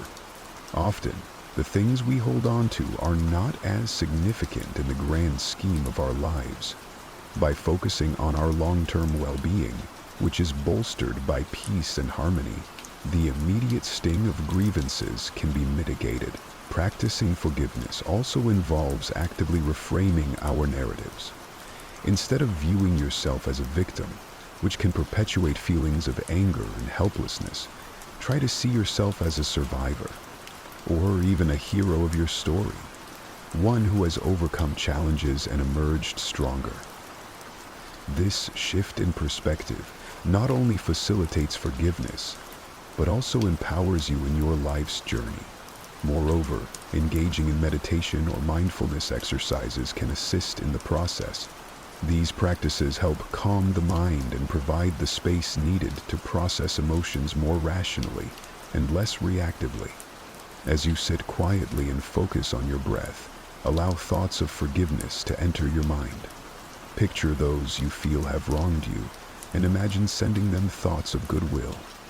This doesn't mean you accept the wrong, but you are choosing to release its hold over you. Finally, it's important to understand that forgiveness is a process, sometimes a lengthy one. It doesn't happen all at once, and that's perfectly okay. Each step towards forgiveness, no matter how small, is a step towards a freer, more emotionally balanced life. At its essence, self-restorative allows us to pause before reacting, giving us the time to consider whether our impulses align with our long-term goals. For instance, if you're trying to lead a healthier lifestyle, self-restorative is what helps you choose not to eat that late-night junk food. In emotional situations, self-restorative helps you hold back a harsh word or an angry reply, preserving relationships and maintaining peace of mind. How can we strengthen this essential skill? One effective Stoic practice is to regularly reflect on our actions and their consequences. This could be as simple as taking a few minutes each evening to think about the choices you made throughout the day. Were there moments when you lacked self-control? What triggered it? Understanding these patterns is the first step towards managing them. Another powerful technique is to set clear personal rules for behavior based on your values. Stoicism teaches us that living according to rational principles is key to a good life. By setting and following your own rules, for example, not checking your phone during meals or limiting time spent on social media, you exercise self-control in ways that directly improve your daily life and well-being. Visualization is another tool that can be incredibly helpful. Before entering a situation where you know you might be tempted to act impulsively, take a moment to visualize yourself handling the situation with calm and restraint. Imagine the satisfaction you'll feel from acting in accordance with your principles. This mental rehearsal can make it much easier to keep your cool in the heat of the moment. Ever felt like life is pulling you in a million different directions, and no matter how hard you try, you just can't seem to find your footing? Well, you're not alone. Right now, across the globe, millions are feeling overwhelmed, not by a lack of dreams, but by the chaos of everyday demands that cloud their true potential. Today we're going to strip back the layers of noise and rediscover clarity through the lens of Stoicism, a philosophy that has empowered thinkers and leaders for centuries to face life's turbulence with calm and resilience. Now, if you find yourself nodding along, thinking, yes, that's exactly what I need, then I'm glad you're here. And if you appreciate what we're doing, showing a little love by hitting that subscribe button won't cost a thing, but will mean the world to us. Stick with me through this journey today, because every single moment of this video is packed with insights that could just be the answer you've been looking for. Together we'll explore timeless Stoic strategies to reset, restart, and refocus. Because sometimes, all you need to change your life is to view it from a new perspective. Let's dive in. Let's talk about a concept that might seem simple on the surface, but is incredibly transformative once you dive deep. Reset. Specifically, I want to focus on the idea of clearing the clutter. It's a powerful metaphor, isn't it? Just saying it out loud feels like a breath of fresh air. Now, when you think of clutter, you might picture a desk buried under piles of papers, or a closet stuffed to the brim with clothes you haven't worn in years. But I'm not just talking about physical clutter. I'm talking about the mental and emotional clutter that piles up in our lives, often without us even noticing. I'm talking about the mental and emotional clutter that piles up in our lives, often without us even noticing. Here's a personal story for you. A while back, I found myself feeling unusually stressed and anxious. I was meeting deadlines, hitting my targets, doing all the right things. But something felt off. My mind felt cluttered, like an attic filled with old boxes. Boxes of worries, doubts, and old grudges I couldn't seem to throw out. I needed a reset, not just superficially but deeply. The Stoics, like Seneca and Marcus Aurelius, often spoke about the importance of simplifying life to see clearly. They believed in discarding not just unnecessary physical possessions, but also unnecessary thoughts and emotions that complicate our lives. This Stoic principle became my guiding light. I began by asking myself tough questions, the kind that make you pause and really think. What am I holding on to that no longer serves me? What fears are just old habits in disguise? This process of questioning is like sorting through that attic. Each item, each thought, each emotion needs to be picked up, examined, and then, most importantly, decided upon. Do I keep it? Do I let it go? This is where the real clearing starts. It's about recognizing that some worries are just noise, distractions from what truly matters. They don't need to be in my space, in my head, or in my heart. Resetting is about making space for new growth, new experiences. It's like preparing a garden at the start of spring. You clear out the dead leaves and weeds, not because the work is fun, but because you know it's necessary. For new life to thrive, the Stoics remind us that every new day brings with it a chance to start afresh, to realign with our values and our goals. They teach us that freedom comes not from external achievements, but from internal balance and peace. As I embarked on this journey of clearing out, I started small. I tackled one box at a time. One week I focused on letting go of a grudge. Another week it was about dialing back the self-doubt, turning down the volume on that critical inner voice that said, "You can't do this." Each act of letting go felt like a weight lifting off my shoulders. Now, let me ask you, what's cluttering your mind? What's taking up space in your life that no longer serves a positive purpose? Maybe it's resentment over a past failure, or anxiety about an uncertain future. Maybe it's the unrealistic standards you set for yourself, or the toxic relationships that drain your energy. Imagine if you started clearing that clutter. Imagine the freedom, the lightness, the room to breathe and grow. It's not just about removing the bad, but about making space for the good, for something better. This isn't about denying your past experiences, but about choosing not to let them define or limit you anymore. And here's the thing about resetting. It's not a one-time event. It's a continuous process, a habit you develop. Each day is a new opportunity to clear away what doesn't belong and reinforce what does. It's about building resilience, about learning to bounce back faster and stronger because you're not weighed down by unnecessary baggage. So, as you listen to this, think about what you can reset in your life today. It doesn't have to be big. Start small. Maybe it's deciding to forgive someone, to forgive yourself, or to set aside a worry that's been nagging at you. Remember, each piece of clutter you clear makes room for something invaluable. Peace of mind, clarity, and the strength to face whatever comes next. As the Stoics would say, the obstacle in the path becomes the path. Every challenge, every bit of clutter we clear, shapes us, molds us into the people we are meant to be. So let's reset, not just once, but as a way of life. Let's make it count. Because in the clarity of a decluttered mind and heart lies the power to craft a truly fulfilling life. Now, let's tackle the concept of restart. This is where the real grit of life comes into play. It's about picking yourself up after you've been knocked down, dusting yourself off, and stepping back into the ring. It's a test of courage, a true measure of your resilience. And let me tell you, it's not for the faint of heart, but it is for everyone. We all face moments when the easiest thing to do would be to give up. But here's where Stoic wisdom shines through, teaching us that every new beginning comes from some other beginning's end. There was a time in my life when I hit rock bottom. I had faced a major setback in my career, and everything I had worked so hard for seemed to crumble right before my eyes. It felt like standing amidst the ruins of a once glorious castle that I had built, brick by brick. The temptation to just sit in the rubble was overwhelming. But here's the kicker. The Stoics say, the impediment to action advances action. What stands in the way becomes the way. And that's what I did. I made my obstacle my way forward. Restarting isn't about brushing off your failures as if they're nothing. No, it's about acknowledging them, learning from them. It's about looking your failures in the eye and saying, you can't keep me down. Because the truth is, every failure is ripe with potential to teach us something invaluable, something that success never could. I asked myself, what can I learn from this? How can I grow? The answers to those questions were the first steps I took toward my restart.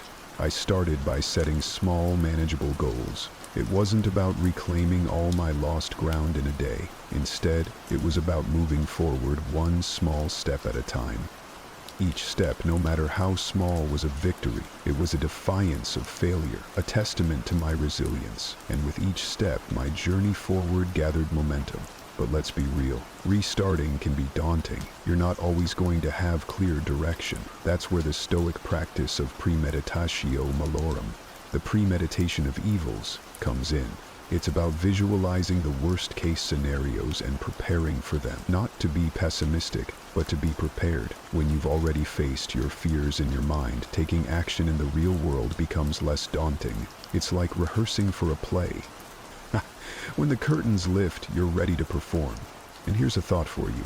How often do you hold back because the fear of failure paralyzes you? Imagine what you could achieve if you viewed each failure as a step up, not a stumble. Picture yourself as a phoenix, rising from the ashes, reborn and renewed. That's the essence of restarting. It's not about never failing. It's about never letting failure have the last word.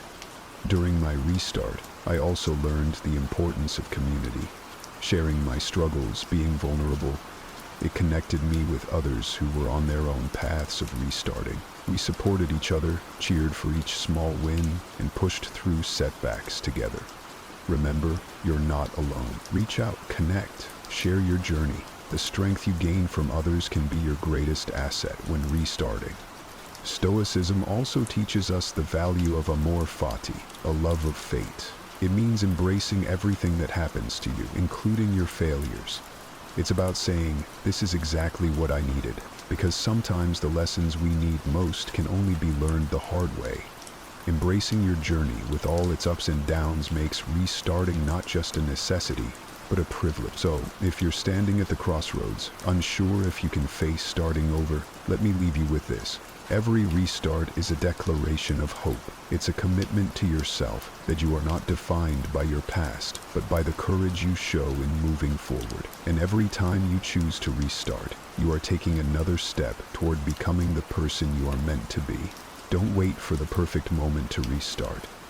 create it. Make today the day you pick up the pieces and craft a new beginning. Your next chapter is waiting to be written, and it starts with a single decision: to rise, restart, and embrace the journey ahead. Remember, in the words of Marcus Aurelius, very little is needed to make a happy life. It is all within yourself, in your way of thinking. So, think like a Stoic, restart like a warrior, and transform your life into the masterpiece it's meant to be.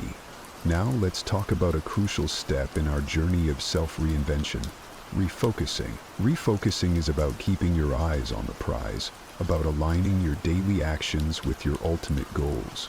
It's easy to get sidetracked in this fast-paced world, to lose sight of what we truly want. The noise of everyday life can drown out our deepest desires and true intentions. But here's where the art of refocusing comes into play, guiding us back to our path, to what really matters. There was a time in my life when I felt I was drifting.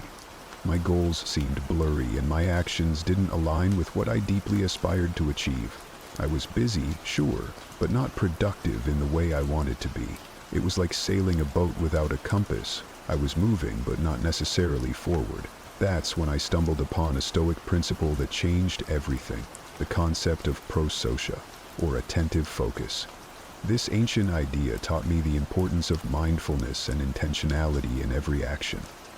Refocusing means being deliberate about what you let into your life. It's about pruning the unnecessary, the trivial, the distractions that sap your energy and scatter your focus. It's about asking yourself, is what I'm doing right now serving my ultimate purpose?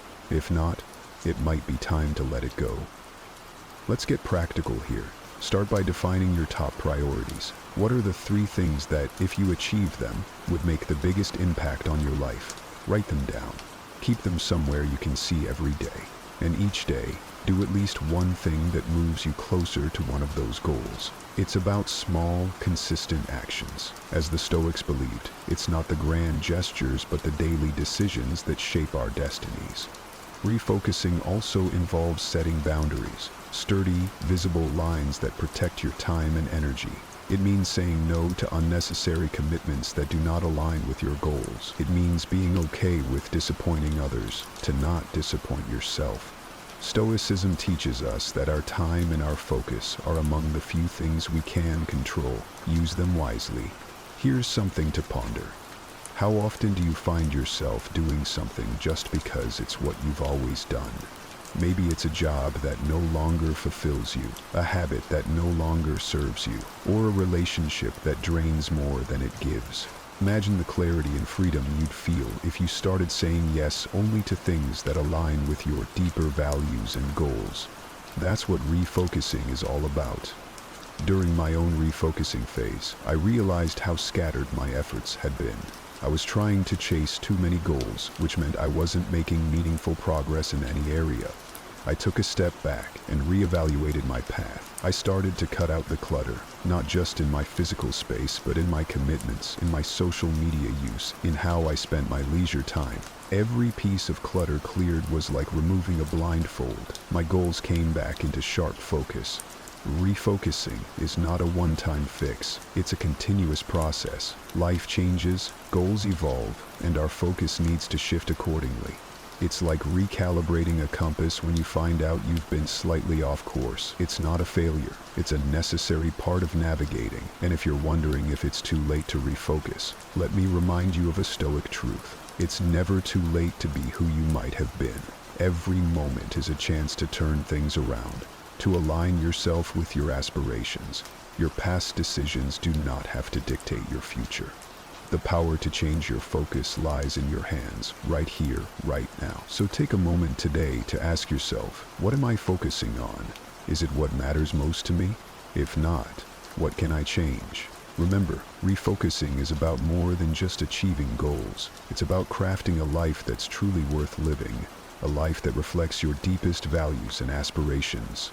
Refocus now, not tomorrow, not next week, but today. Let every step you take be purposeful. Let every decision be intentional. And watch as the pieces of the puzzle start to fit together, revealing a picture of a life that's not only successful, but also deeply fulfilling. As we wrap up our journey today, let's talk about maintaining momentum. It's one thing to start anew, to reset your compass, restart your engine, or refocus your lens, but it's another to keep that energy flowing, to keep pushing forward even when the initial spark has dimmed. This, my friends, is where the true challenge lies, and also where the most rewarding part of our journey begins.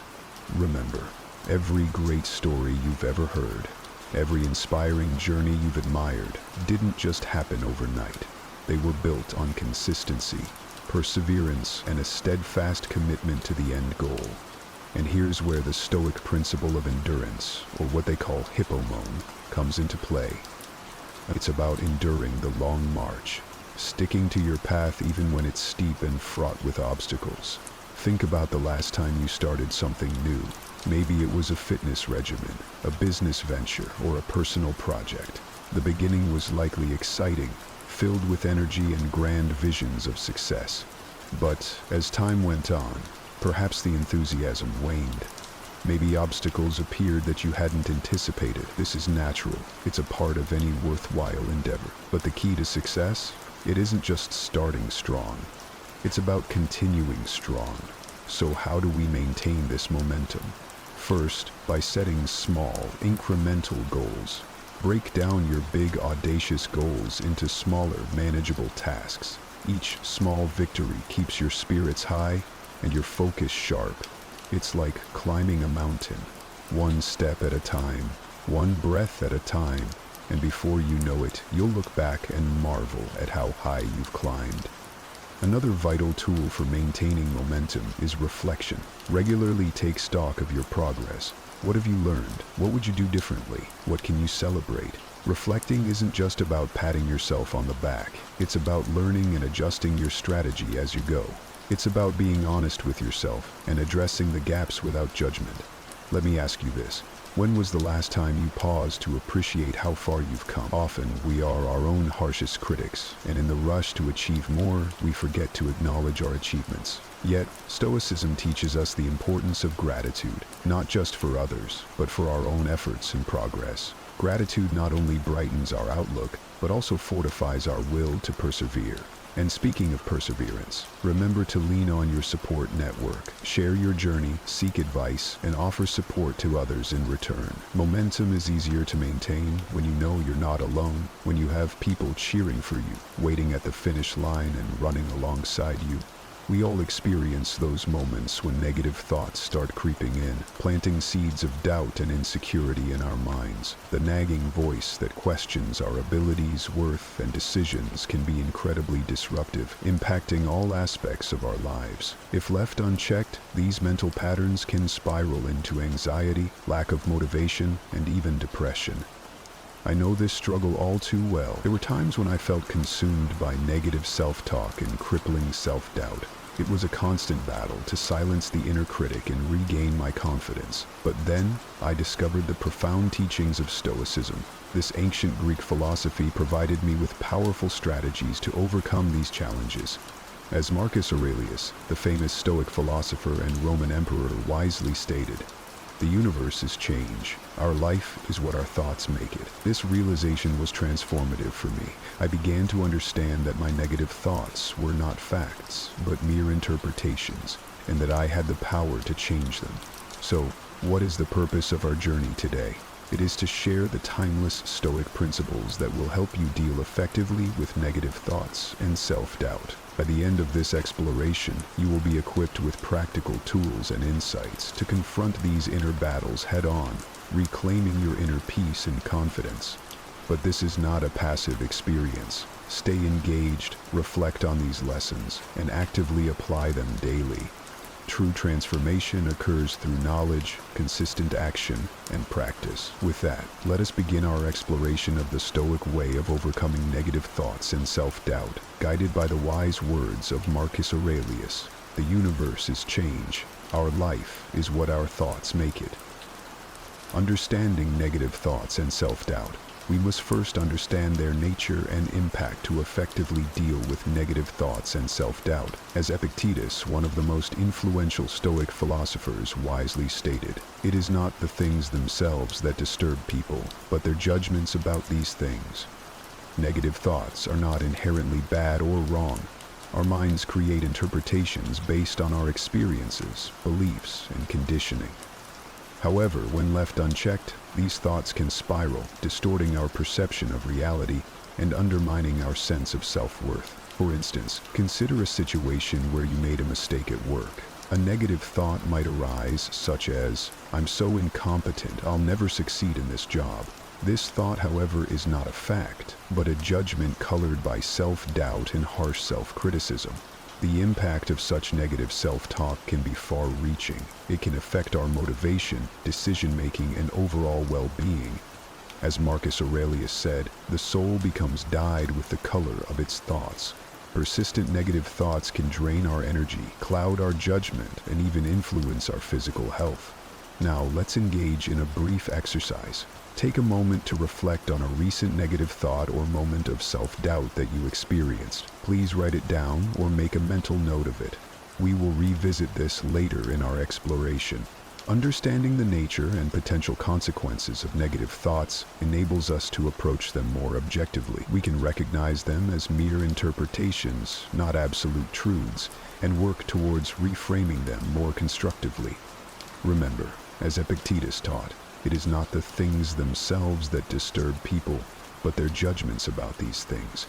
With this awareness, we can break free from negative thoughts and self-doubt, paving the way for a more empowered and fulfilling life. Changing your perspective. One of the core principles of Stoicism is the idea that our thoughts shape our reality. Epictetus wisely stated, "Men are disturbed not by things, but by the view which they take of them." This profound insight holds the key to overcoming negative thoughts and self-doubt. By changing our perspective, we can transform our experience. Let's revisit the example from the previous chapter, where you made a mistake at work and a negative thought arose, labeling you as incompetent and doubting your ability to succeed. This thought is not a fact, but a subjective interpretation colored by self-doubt and harsh self-criticism. The Stoics would encourage us to reframe this thought by adopting a more objective and rational perspective. Instead of criticizing ourselves, we could view the mistake as a learning opportunity to identify areas for improvement and growth. We could remind ourselves that mistakes are an inevitable part of the human experience, and that even the most accomplished individuals have faced setbacks and failures throughout their journeys. By reframing our perspective, we can transform a negative thought into a constructive one, shifting our mindset from self-doubt to self-compassion and resilience. But the Stoics didn't just preach theoretical ideas. They offered practical wisdom rooted in real-life examples. One such example comes from the life of Seneca, the famous Stoic philosopher and advisor to the Roman Emperor Nero. In one of his letters, Seneca recounts a story of a friend deeply troubled by a nightmarish vision he had experienced. Seneca advised his friend to focus on reality rather than being consumed by his imagination, saying, "We are more often frightened than hurt, and we suffer more from imagination than from reality." Like Seneca's friend, we often allow our negative thoughts and fears to spiral out of control, creating imagined scenarios that cause unnecessary suffering. By grounding ourselves in reality and adopting a more objective perspective, we can break free from the grip of these distorted thoughts. Here's a practical step-by-step guide to help you reframe a negative thought. Identify the negative thought or self-doubt. Write it down or make a mental note. Examine the evidence. Is this thought based on facts or assumptions? Are there alternative perspectives you still need to consider? Challenge the thought. Ask yourself, is this thought helping me or hurting me? Or, would I say this to a loved one in a similar situation? Reframe the thought. Replace the negative thought with a more constructive, rational interpretation that aligns with your values and goals. Repeat the reframed thought. Reinforce the new perspective by repeating it to yourself or writing it down. As Marcus Aurelius reminded us, if you are distressed by anything external, the pain is not due to the thing itself, but to your estimate of it. And this you have the power to revoke at any moment. By actively practicing reframing our perspective, we can gradually rewire our thought patterns, cultivating a more resilient and empowered mindset. It takes consistent effort, but the rewards are immense. a greater sense of inner peace, self-confidence, and ability to navigate life's challenges with wisdom and grace. Focus on what you can control. One of the core tenets of Stoic philosophy is the principle of focusing our energy and attention on what we can control, rather than wasting time and energy agonizing over things beyond our influence. Epictetus famously stated, "It's not what happens to you, but how you react to it that matters." This principle is compelling when dealing with negative thoughts and self-doubt. While we cannot always control the initial thoughts that arise, we can control how we respond to them. Do we allow them to spiral, fueling our self-doubt and anxiety, or do we consciously shift our focus to what is within our control? Let's consider a practical example.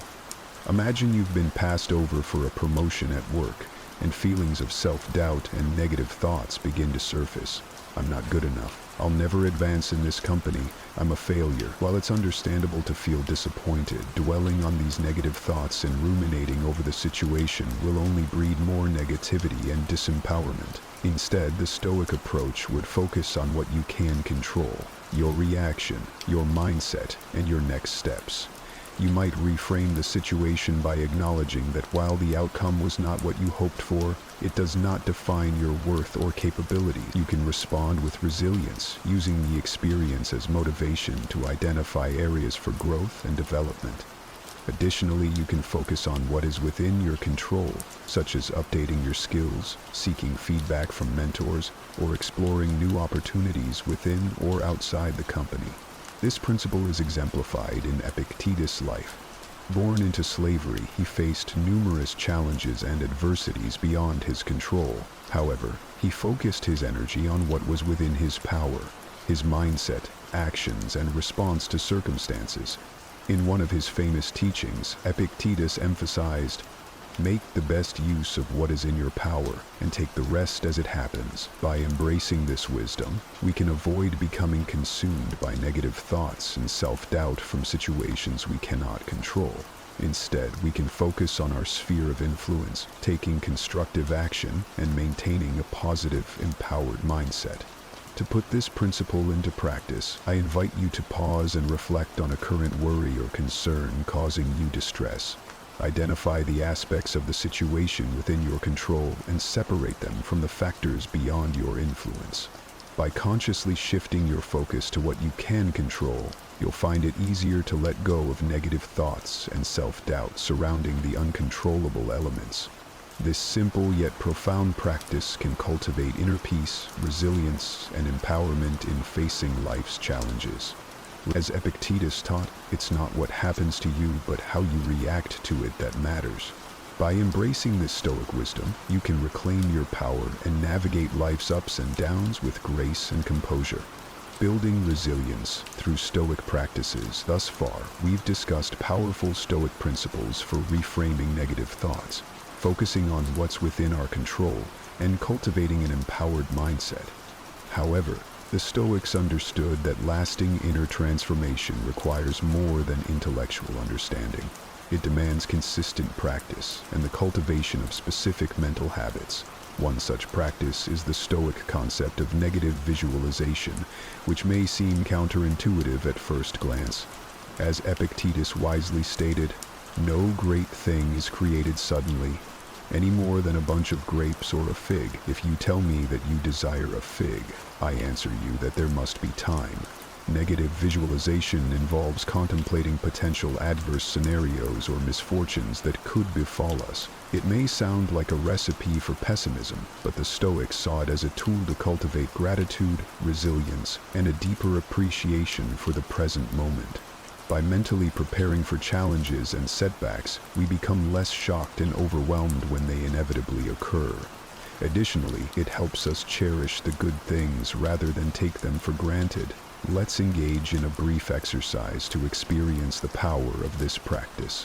Close your eyes and imagine losing something truly valuable to you, a possession, a relationship, or even your health. Allow yourself to feel the weight of that potential loss. fully notice how this exercise can heighten your gratitude for what you currently have and instill a sense of humble appreciation for the temporary nature of all things. The Stoics understood that by regularly practicing negative visualization, we could develop a kind of emotional immunity, a resilience that allows us to weather life's storms with poise and grace.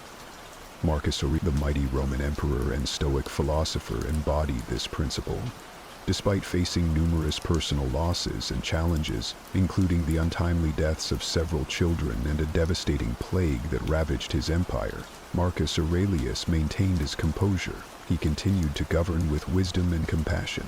He wrote in his famous Meditations, "How ridiculous and unrealistic is the man who is astonished at anything that happens in life." By embracing the Stoic practice of negative visualization, Marcus Aurelius cultivated a profound sense of resilience and acceptance, allowing him to navigate even the most harrowing circumstances with grace and poise. As we continue our journey toward overcoming negative thoughts and self-doubt, practices like negative visualization can serve as powerful tools to fortify our mental and emotional resilience. By regularly reminding ourselves of the impermanence of all things and mentally preparing for potential adversity, we can cultivate a sense of humble gratitude and develop the inner strength to face life's challenges with courage and wisdom. Remember, as Epictetus taught, no great thing is created suddenly. Building resilience is a gradual process that requires consistent practice and dedication, but by embracing Stoic practices, we can steadily cultivate the inner resources to overcome negative thoughts, self-doubt, and any obstacles that may arise. Surrounding yourself with positivity, while the Stoic teachings emphasize cultivating inner resilience and self-mastery, the ancient philosophers recognized the profound impact our social environment has on our mental and emotional well-being. As Epictetus wisely advised, the key is to keep company only with people who uplift you, whose presence calls forth your best. The people we surround ourselves with can either fuel our negative thought patterns and self-doubt, or inspire us to rise above them. Their words, attitudes, and energy can drag us down or elevate us to new heights of confidence and self-assurance. Think about the individuals in your life who consistently radiate positivity, encouragement, and belief in your potential. Perhaps it's a close friend, a mentor, or a family member who has consistently supported and uplifted you, even during your darkest moments of self-doubt. Now, contrast that with the people in your life who seem to perpetuate your negative thought patterns. They might be quick to criticize, doubt your abilities, or project their insecurities onto you. The Stoics understood that limiting exposure to negative influences and intentionally cultivating uplifting relationships could profoundly impact our mental and emotional state. Consider the example of Monkey D. Luffy from the anime One Piece. Luffy's journey to becoming the Pirate King is significantly influenced by the positive and supportive friends he surrounds himself with. Early in his quest, Luffy gathers a diverse crew of individuals who believe in his dream and support him through every challenge and setback. Characters like Zoro, Nami, Sanji, and Chopper contribute their strengths and unwavering belief in Luffy, encouraging him to persevere despite overwhelming odds. Their support and friendship help Luffy stay resilient and inspire each other to grow and reach their potential. By intentionally curating his crew, Luffy creates an environment that nurtures confidence, resilience, and determination, ultimately propelling him toward his dream of finding the One Piece and becoming the Pirate King. On the other hand, imagine the path of someone who remains entrenched in a toxic social environment. Constantly surrounded by negativity, criticism, and doubt, it becomes increasingly challenging for them to break free from negative thoughts and self-doubt when those patterns are continuously reinforced by their social influences. So, how can we apply this Stoic wisdom to our own lives? Here are some practical tips. Evaluate your current social circle. Identify the individuals who uplift and encourage you, as well as those who perpetuate negative thought patterns. Gradually limit exposure to toxic influences while nurturing and prioritizing relationships with positive, supportive people. Seek out communities, groups, or mentors aligned with your values and goals, as they can provide a powerful source of inspiration and motivation. Be mindful of the energy you bring to your relationships. Strive to positively influence others, just as you seek positivity from them. Remember, as Epictetus taught, the key is to keep company only with people who uplift you, whose presence calls forth your best. By intentionally surrounding ourselves with positive influences, we create an environment conducive to overcoming negative thoughts and self-doubt and embracing our full potential. It's a journey that requires conscious effort and discernment, but the rewards are invaluable. A greater sense of confidence, resilience, and the ability to navigate life's challenges with the support and encouragement of those who believe in us. Gratitude and contentment. At the core of Stoic philosophy lies a profound understanding of the power of gratitude and contentment. These principles serve as potent antidotes to the negative thought patterns and self-doubt that can quickly consume us in our modern, fast-paced lives. As Marcus Aurelius eloquently stated, "Do not indulge in dreams of having what you have not, but reckon up the chief of the blessings you do possess, and then thankfully remember how you would crave for them if they were not yours." These words encapsulate the essence of gratitude, the practice of actively appreciating and savoring the blessings we already possess, rather than constantly yearning for more. By cultivating gratitude, we shift our focus away from perceived deficiencies and scarcity and instead embrace the abundance surrounding us. Imagine the weight lifted from your shoulders if you genuinely appreciate and feel grateful for all the positive aspects of your life, rather than fixating on what you lack or wish you had. The Stoics understood that this shift in perspective could profoundly impact our mental and emotional well-being. Seneca, another prominent Stoic philosopher, echoed this sentiment when he wrote, "It is in no man's power to have whatever he wants, but he has it in his power not to wish for what he hasn't got, and cheerfully make the most of the things that do come his way." These words remind us that true contentment does not come from constantly acquiring more, but from cultivating a sense of sufficiency and appreciating what we already have. By embracing this mindset, we can break free from the endless desire and dissatisfaction that fuel so much of our negative self-talk and self-doubt. To put this into practice, let's engage in a brief gratitude exercise. Close your eyes and take a few deep breaths. Now, consider 3 aspects of your life that you are truly grateful for. Perhaps your health, a loving relationship, or a cherished memory. Allow yourself to fully savor and appreciate these blessings, feeling the warmth of gratitude spread through your being. As you open your eyes, notice the subtle shift in your perspective. Do you feel lighter, more present, and less burdened by negative thoughts or self-doubt? This is the transformative power of gratitude and contentment. Acceptance and letting go. Epictetus wisely advised, "Don't demand that things happen as you wish, but wish that they happen as they do happen, and you will go on well." These words highlight a profound truth. Much of our suffering and negative thought patterns stem from our resistance to how things are and our attachment to how we believe they should be. By accepting reality as it unfolds, without judgment or resistance, we can cultivate a sense of inner peace and freedom from negative thoughts and self-doubt. Consider the example of a student who has worked tirelessly to prepare for a critical exam, only to receive a disappointing result. Suppose they cling to the expectation of a different outcome. In that case, they will likely spiral into a cycle of negative self-talk, doubt, and rumination. However, if they embrace the Stoic principle of acceptance, they can acknowledge the reality of the situation without judgment or self-criticism. They can redirect their energy toward constructive next steps rather than dwelling on what cannot be changed. This principle was embodied by Marcus Aurelius, who faced numerous challenges and adversities during his reign as Roman emperor. In his famous Meditations, he wrote, "How ridiculous and strange to be surprised at anything which happens in life." These words reflect a deep understanding of the impermanence and unpredictability of life, a recognition that resistance and clinging to expectations only breeds suffering. By accepting the ebb and flow of circumstances with equanimity, Marcus Aurelius navigated even the most tumultuous times with grace and wisdom. The Stoics understood that true freedom lies in letting go of our resistance and accepting what is, rather than constantly battling against reality.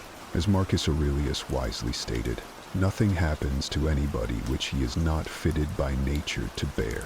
Consider a situation you have resisted or struggled to accept. To put this principle into practice, take a few deep breaths and consciously let go of your resistance, embracing the reality of the situation without judgment or self-criticism.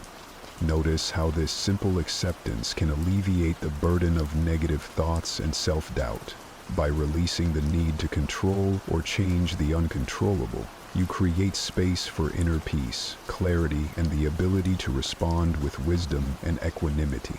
By embracing the Stoic practices of acceptance and letting go, we can cultivate the inner freedom to navigate life's challenges with resilience, grace, and a profound sense of inner peace.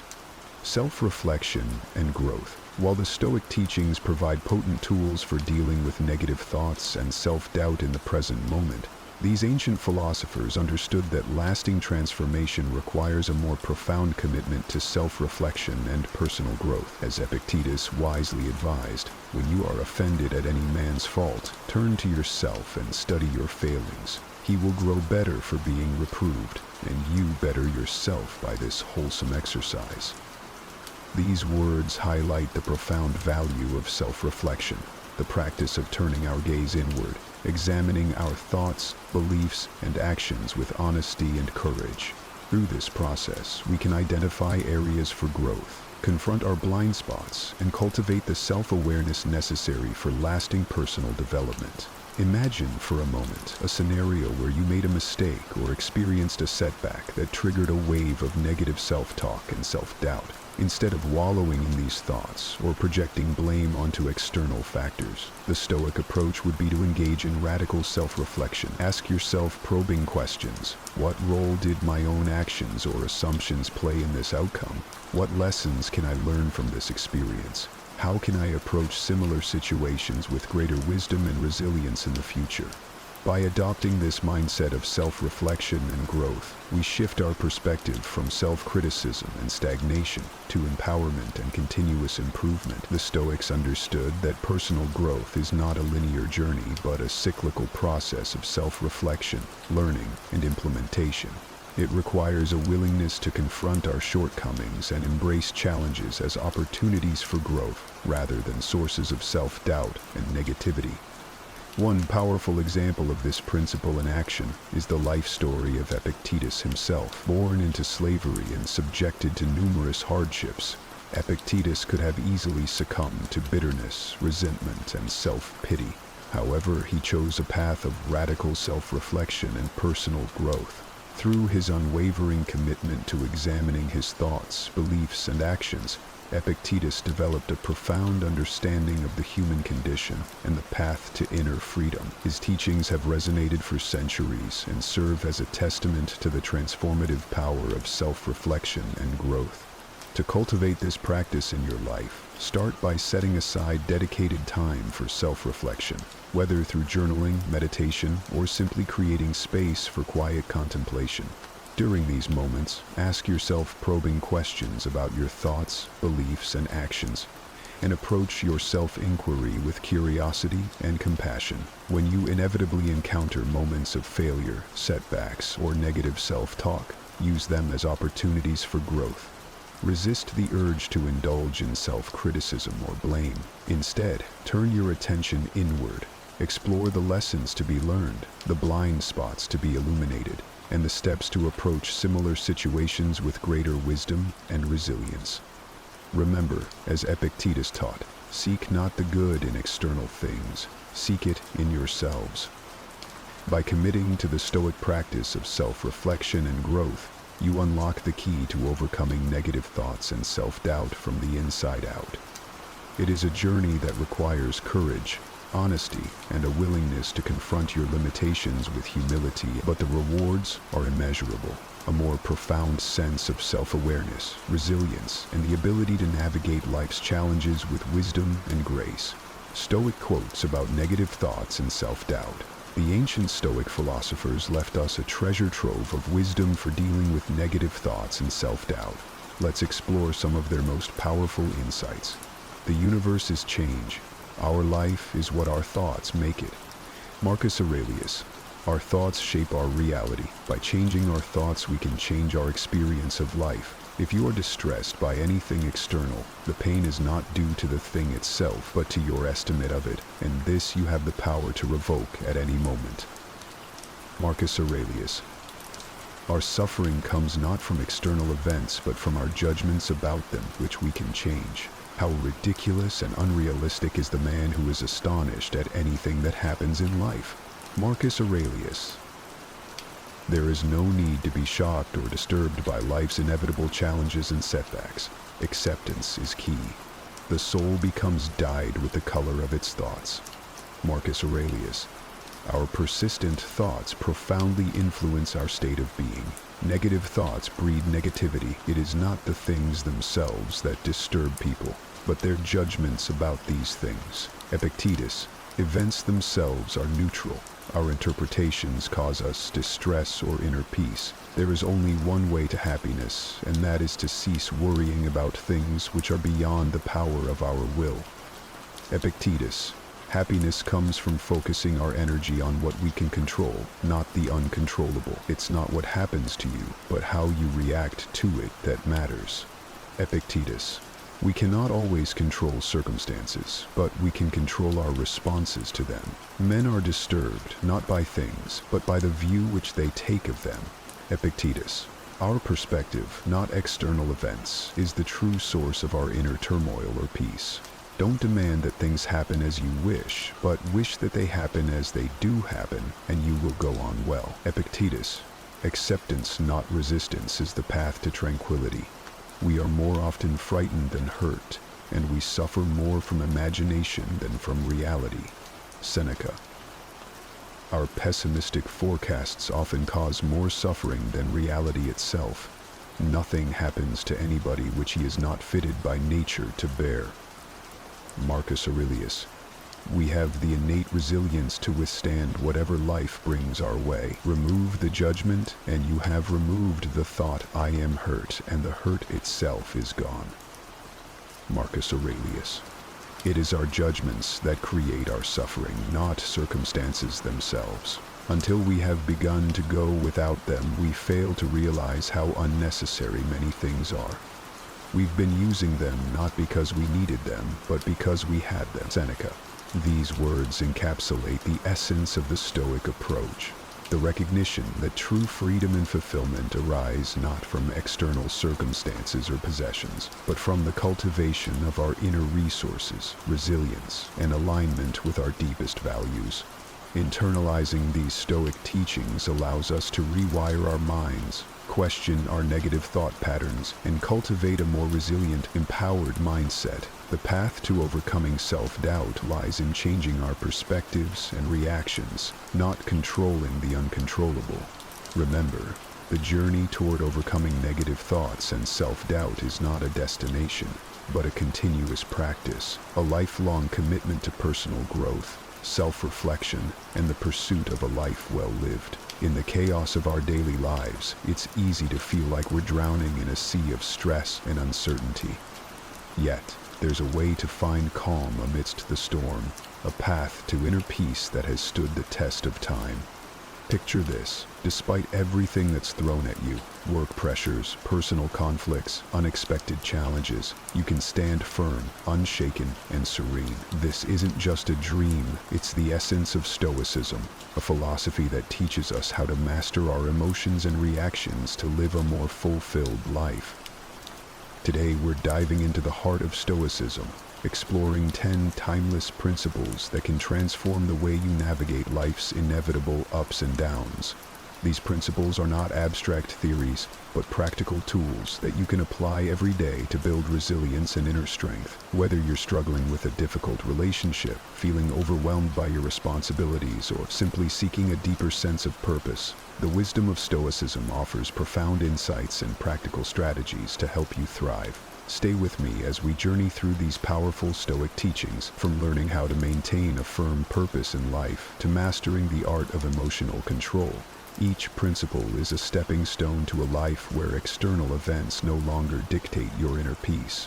By the end of this video, you'll have the knowledge and tools to cultivate a state of calm and confidence no matter what life throws your way. So, let's embark on this transformative journey together and discover how the ancient wisdom of Stoicism can help you achieve unshakable tranquility and true happiness. If you appreciate what we're doing here, a simple, free favor I'll ask from you is to hit the subscribe button, and don't skip any part of the video.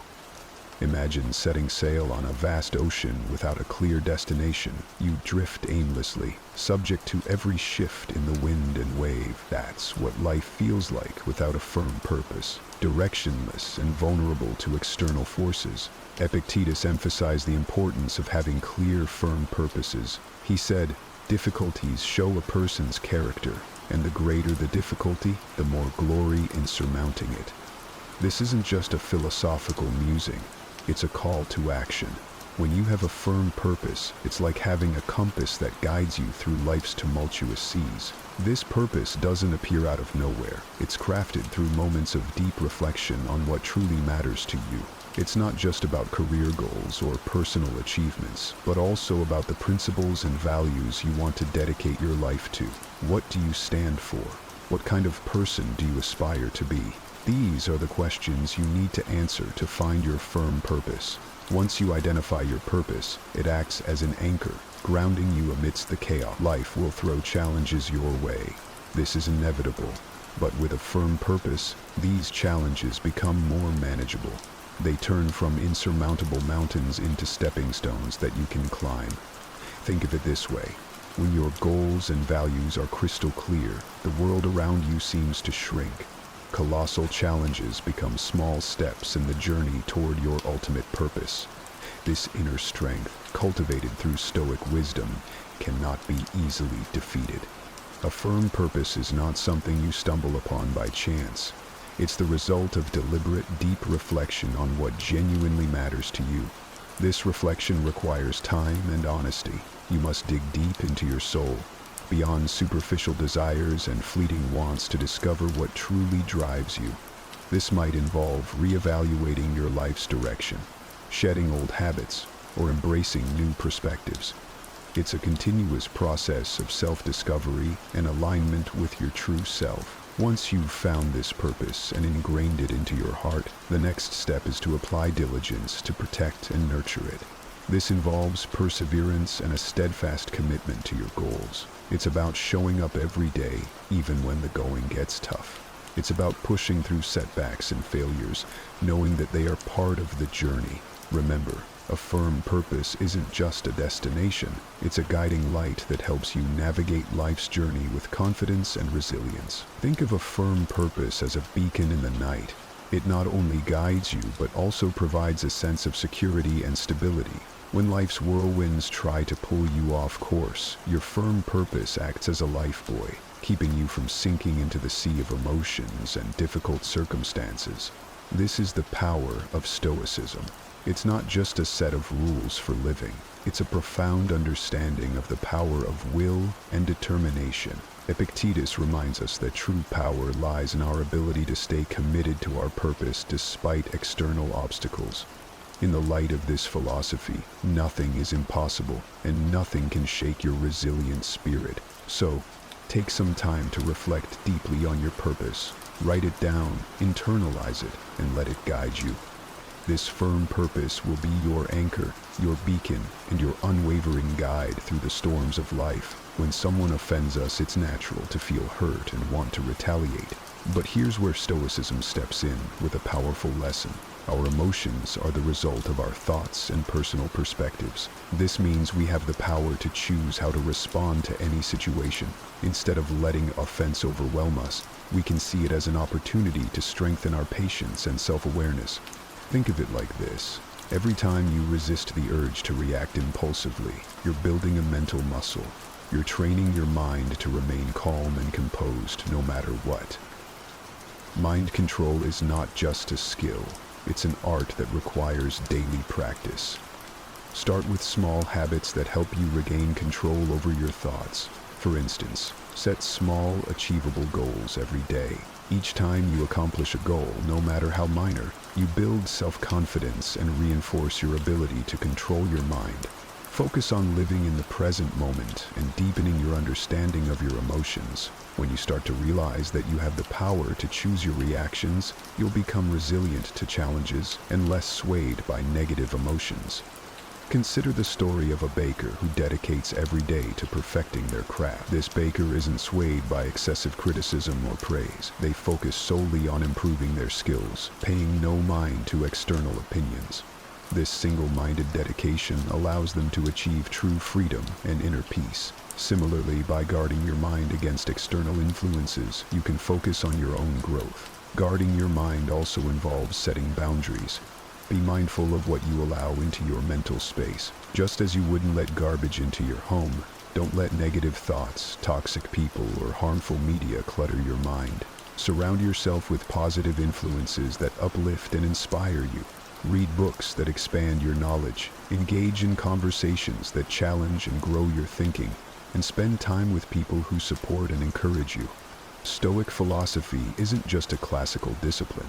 It's a powerful tool for modern life. By learning to control our minds and handle our emotions maturely, we can achieve genuine peace and freedom amidst a volatile and uncertain world. This isn't about suppressing emotions, but understanding them deeply and responding in a way that aligns with our values and purpose. One practical technique is to practice mindfulness or meditation. These practices help you become more aware of your thoughts and emotions, creating a gap between stimulus and response. In that gap lies your power and freedom. By regularly practicing mindfulness, you train your mind to observe without immediately reacting, giving you greater control over your emotional landscape. Another aspect of guarding your mind is cultivating a growth mindset. Embrace challenges as opportunities for growth rather than threats to your comfort. When you encounter difficulties, remind yourself that every obstacle is a chance to become stronger and wiser. This shift in perspective can transform how you experience adversity, making you more resilient and less susceptible to negative influences. Remember, guarding your mind is a lifelong journey. It's about consistently choosing to focus on what you can control, your thoughts, your responses, and your attitudes. It's about rejecting the victim mentality and embracing the role of an active creator of your own experience. The more you practice, the more natural it becomes. And soon enough, you'll find that external events have less and less power over your inner peace. Epictetus taught that we cannot control the opinions or actions of others, but we can control how we react to them. This principle means that even when someone criticizes us harshly, we have the power to decide how much that criticism will affect us. In today's world, this translates to accepting that everyone has their own perspectives and values, which may not always align with ours. It's normal to encounter differing opinions and sometimes harsh words. What matters is how we process and respond to these situations. The first step in handling criticism is understanding ourselves deeply. When you have a clear understanding of your motivations and the reasons behind your actions, criticism from others loses its sting. If you know you are acting according to your values and principles, negative words from others become less significant. This self-awareness creates a strong foundation that protects you from being easily swayed by external opinions. When faced with criticism, instead of reacting defensively, take a moment to pause and reflect. Ask yourself if there is any truth in the criticism. Sometimes even harsh feedback can contain valuable insights that can help us grow. This doesn't mean you have to accept all criticism as valid, but being open to considering it shows maturity and a willingness to learn. Stoicism also teaches the importance of patience and gentleness. Patience allows us to maintain our composure and not react hastily or negatively to criticism. Gentleness helps us maintain good relationships with others, even when they disagree with us or criticize us. Think of the lives of saints and ascetics who faced harm and insult with patience and kindness, always holding fast to their chosen path. By practicing patience and gentleness, we can handle criticism without letting it disrupt our inner peace. Handling criticism also involves developing a thick skin. This doesn't mean becoming indifferent or ignoring feedback, but rather building resilience. It's about understanding that not all criticism is about you. Sometimes people criticize others because of their own insecurities, frustrations, or misunderstandings. By recognizing this, you can depersonalize the criticism and not let it affect your self-worth. Remember that you have the power to choose your response. This freedom is central to Stoic philosophy. Just because someone criticizes you doesn't mean you have to accept their judgment as the final word on your character or abilities. You can choose to take what's useful and discard the rest. This selective approach to handling criticism allows you to grow without being weighed down by negativity. Engaging in constructive dialogue is another effective way to handle criticism. If the criticism comes from someone close, like a friend or family member, consider discussing it with them. Ask for clarification and express your perspective calmly. This not only helps resolve any misunderstandings, but also strengthens your relationships by fostering open communication and mutual respect. Handling criticism effectively can inspire others.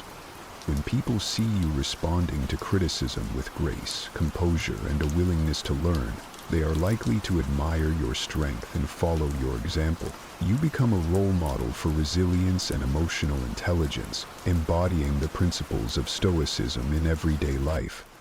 Epictetus taught that what frightens and dismays us is not the events themselves, but how we think about them. This means that when someone offends you, it's not their words or actions that hurt you, but rather your perception and reaction to those words or actions. In other words, the power lies within you to decide how much an offense will impact you. This principle is liberating because it shifts the control from external circumstances to your internal world. Transforming offense isn't about denying your emotion. It's natural to feel hurt or angry when you're offended. Stoicism teaches us to acknowledge these emotions without being controlled by them.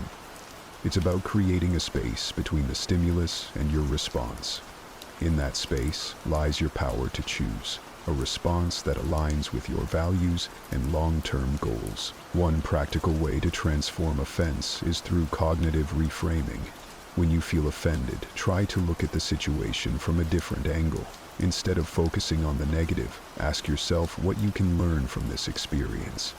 This doesn't mean you have to agree with the offender, but it allows you to extract any potential lessons and grow from them. For instance, if a friend criticizes your lifestyle choices, instead of taking it personally, consider if there's any merit to their observation, or if it's an opportunity to affirm your commitment to your values. Stoicism also emphasizes the importance of empathy. When someone offends you, try to put yourself in their shoes. What might they be going through that caused them to act this way?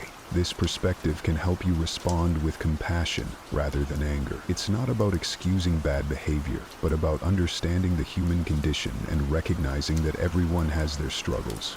Another powerful technique is to practice forgiveness. Holding on to offense and resentment only harms you. It's like drinking poison and expecting the other person to suffer. By choosing to forgive, you free yourself from the burden of negative emotions. Forgiveness doesn't mean condoning the offense, but rather releasing its hold on you. It's a gift you give yourself, allowing you to move forward with peace and clarity. Stoic philosophy also teaches us that true strength lies in embracing and overcoming difficulties, not in avoiding them. Every offense you encounter is an opportunity to build your resilience. Just like a muscle grows stronger through resistance, your character strengthens through facing and transforming offenses. The more you practice this, the more naturally it will come, until you find that external events have little power to disturb your inner peace. Remember that transforming offense is a practice. It's not something you perfect overnight. It requires patience, self-awareness, and a commitment to personal growth. Each time you choose to transform an offense, you're reinforcing a positive habit and making it easier to respond constructively in the future. Epictetus pointed out a profound truth. We are the ones who assign meaning to events, thus creating fear and shame within our souls. This means that these emotions are not inherent in the situations themselves, but are products of our interpretations. Once we understand this, we can begin to change the way we perceive and respond to fear and shame. Fear often arises from the unknown or the anticipation of negative outcomes. It's a natural response meant to protect us, but it can become debilitating if left unchecked. Stoicism teaches us to face our fears head-on. Instead of avoiding what scares us, we should examine it closely. Ask yourself, what exactly am I afraid of? Break it down into specific concerns. Often, you'll find that the fear loses its power when you analyze it rationally. For instance, imagine you're afraid of public speaking. This fear might stem from the worry of being judged or making mistakes. But by breaking it down, you realize that the audience is not there to judge you harshly. They are there to listen and learn. And even if you make a mistake, it's not the end of the world. Every speaker stumbles at some point. By facing this fear and preparing thoroughly, you gradually build confidence. Each time you speak, you chip away at the fear, and it becomes more manageable. Shame is a deep-seated emotion that can make us feel unworthy or flawed. It often stems from societal pressures or past mistakes. Stoicism teaches us to confront shame with courage and self-compassion. It's about accepting our imperfections and learning from our experiences rather than being defined by them. Consider a situation where you feel ashamed of a past mistake. Instead of allowing this shame to fester, face it directly. Reflect on the mistake and understand why it happened. What can you learn from it? How can you use this experience to grow and become a better person? This process of reflection and learning helps you transform shame into a valuable lesson rather than a source of self-loathing. Another powerful tool in overcoming shame is self-forgiveness. Holding on to shame keeps us trapped in a cycle of self-criticism. By forgiving ourselves, we release the heavy burden and allow ourselves to move forward. This doesn't mean excusing our mistakes, but acknowledging them, learning from them, and then letting them go. It's a crucial step in healing and personal growth. To practice overcoming fear and shame, start with small steps. Expose yourself gradually to situations that trigger these emotions. Use each experience as a learning opportunity. Over time, you'll build resilience and find that what once terrified or shamed you no longer has the same hold over you. This gradual exposure and reflection help to desensitize you to fear and shame, making them more manageable. Stoicism also teaches the importance of community and support. Share your fears and feelings of shame with trusted friends or mentors. Opening up about these emotions can be liberating and provide you with new perspectives and encouragement. Often, you'll find that others have faced similar challenges and can offer valuable insights and support. Epictetus suggested that by envisioning potential difficulties along our path, we prepare ourselves to face them calmly and thoughtfully. This isn't about being pessimistic or expecting the worst. It's about being realistic and ready for anything. When you anticipate obstacles, you're not caught off guard when they appear. Instead, you've already considered possible solutions and ways to manage your reactions. One practical way to anticipate obstacles is through a technique called premeditatio malorum, or the premeditation of evils. This involves taking time to visualize potential challenges and consider how you would respond to them. For example, before a big meeting, you might think about what could go wrong. Technical difficulties, tough questions, or even personal nervousness. By envisioning these scenarios, you can plan your responses and reduce the impact of surprise. This practice isn't about dwelling on negativity, but about building mental resilience. When you've mentally rehearsed handling difficulties, you're less likely to be thrown off balance when they occur. You become more adaptable and capable of maintaining your composure, which is a hallmark of Stoic philosophy. Anticipating obstacles also means being flexible and open to change.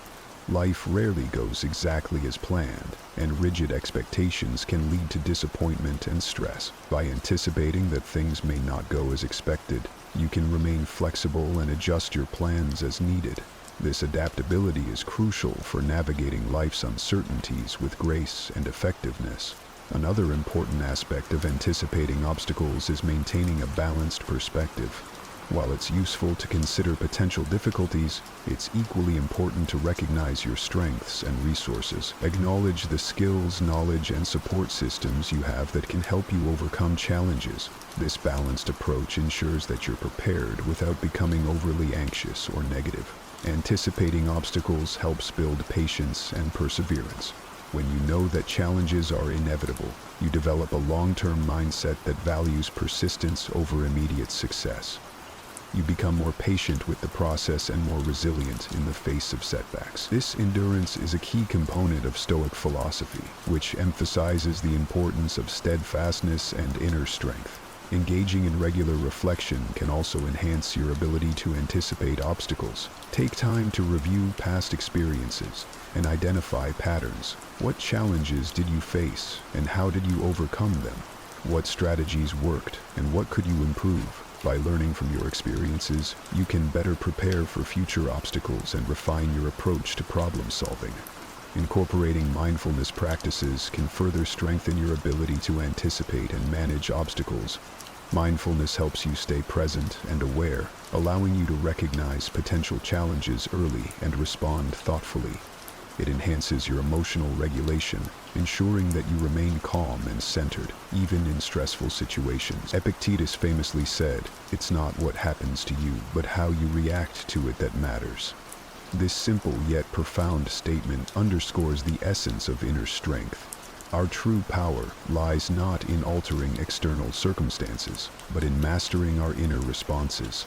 When faced with adversity, whether it's severe criticism from a trusted friend or an unexpected setback, we have the freedom to choose our response. This choice defines our character and shapes our life.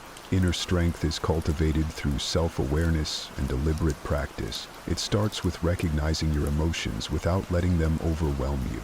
This doesn't mean suppressing your feelings, but rather observing them and understanding their roots. When you become aware of your emotional triggers, you can better manage your reactions. This self-awareness is the first step toward building inner strength. Stoicism also emphasizes the importance of distinguishing between what is within our control and what is not. This distinction is crucial for maintaining inner peace. We cannot control other people's actions or opinions, but we can control our attitudes and responses. By focusing on what we can control, we conserve our energy and reduce unnecessary stress. This mindset shift is empowering and helps us stay grounded in the face of external turbulence. Forgiveness is another powerful aspect of inner strength. Holding on to grudges and resentment drains our energy and clouds our judgment. Just as Stoicism teaches us to control our reactions, it also encourages us to practice forgiveness. This doesn't mean condoning harmful behavior, but rather releasing its hold on us. By forgiving, we free ourselves from the burden of negative emotions and create space for healing and growth. Building inner strength also involves developing resilience. Life is full of ups and downs, and setbacks are inevitable. The key is to view these setbacks as opportunities to strengthen your character. Every challenge you face is a chance to practice resilience and perseverance. Over time, this practice fortifies your inner strength, making you more adaptable and less susceptible to life's fluctuations. Stoicism encourages us to seek strength not just in ourselves, but also in our community and faith. Surround yourself with supportive and like-minded individuals who uplift and inspire you. Engage in conversations that challenge and expand your thinking. If you have a spiritual practice, draw on it for strength and guidance. These external sources of support can reinforce your inner strength and provide a sense of belonging and purpose. Practicing gratitude is another effective way to cultivate inner strength. Gratitude shifts your focus from what you lack to what you have, fostering a positive mindset even in difficult times. There is always something to be grateful for. By regularly acknowledging and appreciating these positives, you strengthen your emotional resilience and maintain a balanced perspective. Inner strength is also about embracing vulnerability. Acknowledging your fears and insecurities doesn't make you weak, it makes you human. By confronting these vulnerabilities with courage and compassion, you transform them into sources of strength. This self-acceptance is a vital component of inner strength, allowing you to navigate life with authenticity and confidence. This doesn't mean suppressing your emotions or pretending they don't exist.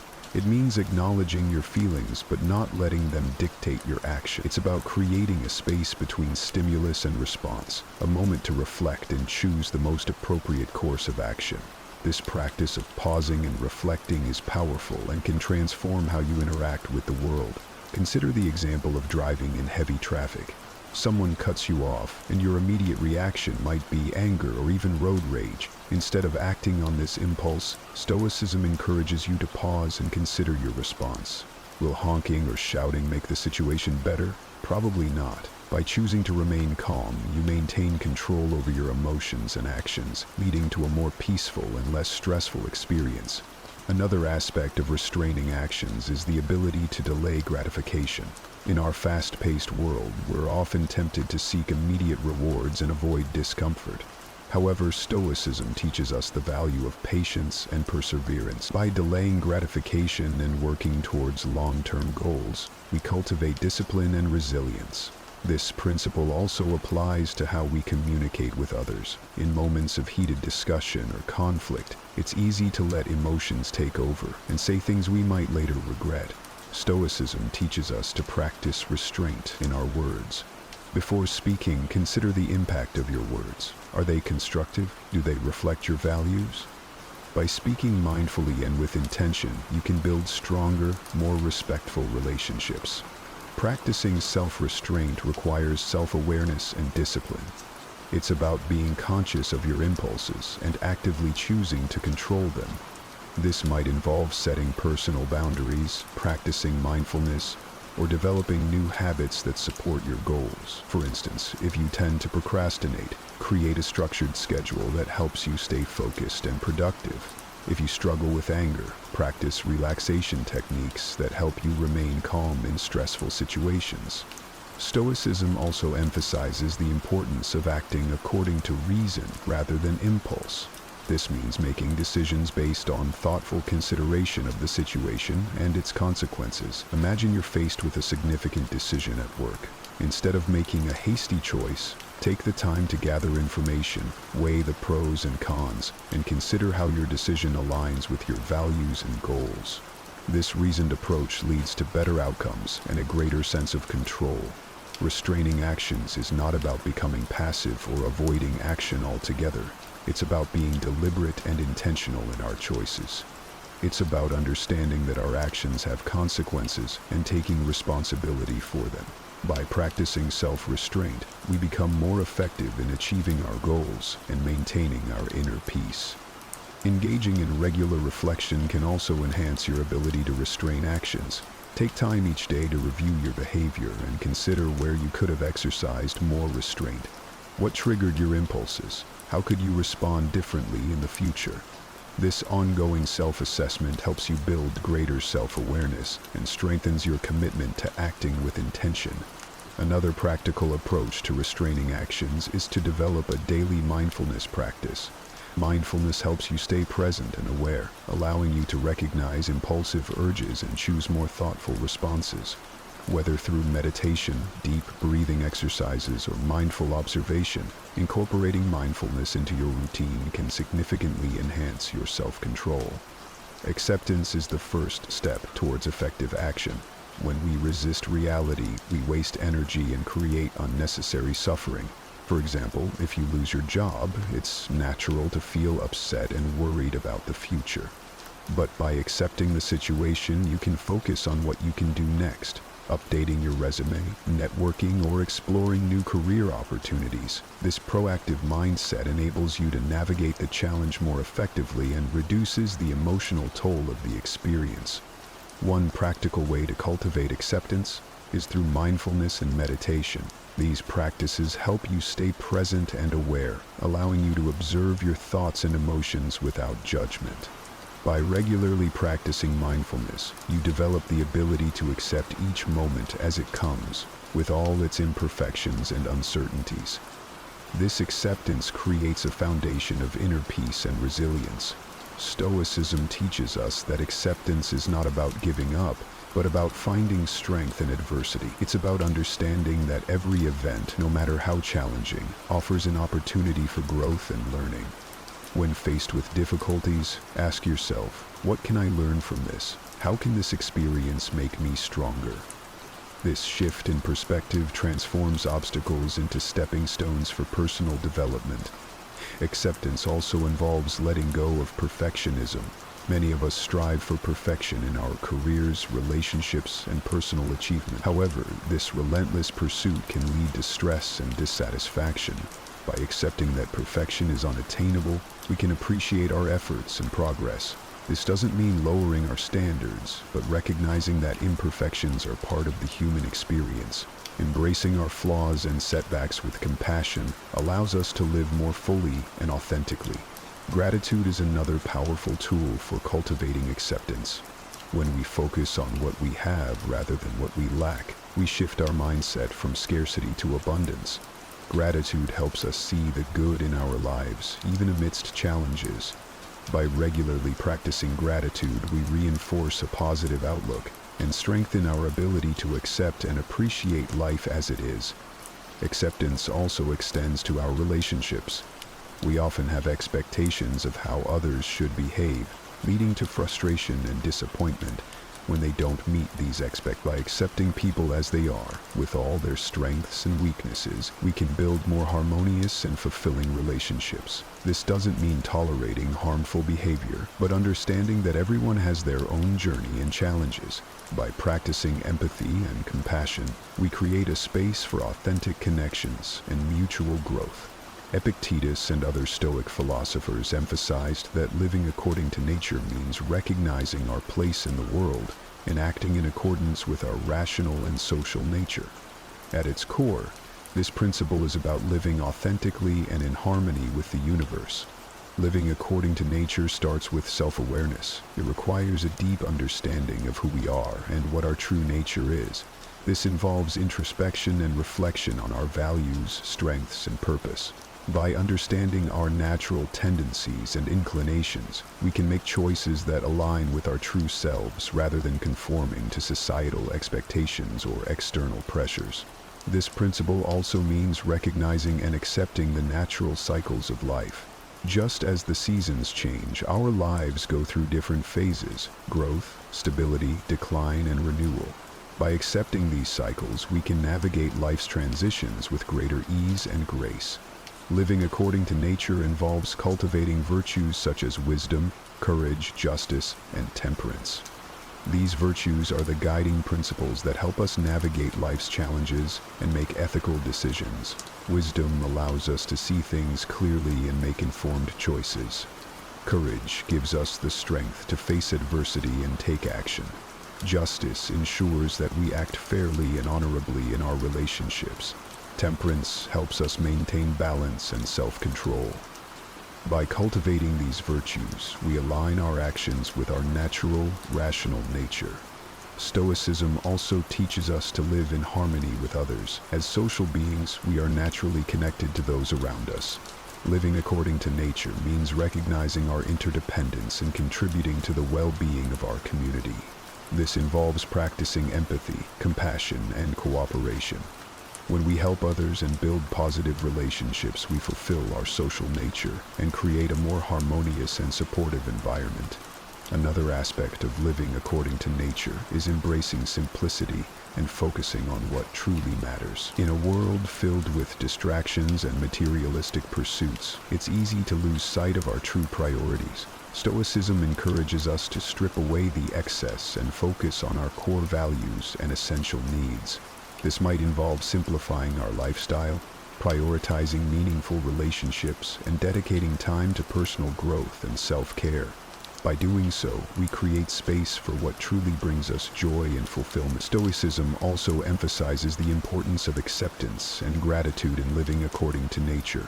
Accepting the natural flow of life means letting go of the need to control every outcome and trusting in the process. It's about being grateful for what we have and appreciating the present moment. Gratitude helps us recognize the abundance in our lives and fosters a positive mindset. By focusing on the good, we cultivate a sense of contentment and peace. Living according to nature requires us to be mindful of our impact on the environment. As part of the natural world, we have a responsibility to care for the planet and preserve its resources. This involves making sustainable choices, reducing waste, and respecting the delicate balance of ecosystems. By living in an environmentally conscious way, we honor our connection to nature and contribute to the well-being of future generations. Incorporating mindfulness into our daily lives can enhance our ability to live according to nature. Mindfulness helps us stay present and aware, allowing us to make intentional choices that align with our true selves. Whether through meditation, deep breathing, or mindful observation, these practices help us connect with our inner nature and the world around us. They encourage us to slow down, reflect, and act with purpose. We often neglect the one person who is with us every step of the way, ourselves. It's easy to fall into the rhythm of solving problems for others and being a pillar of strength. Yet, when the curtains close and we're left in the quiet of our own company, the silence can be overwhelming.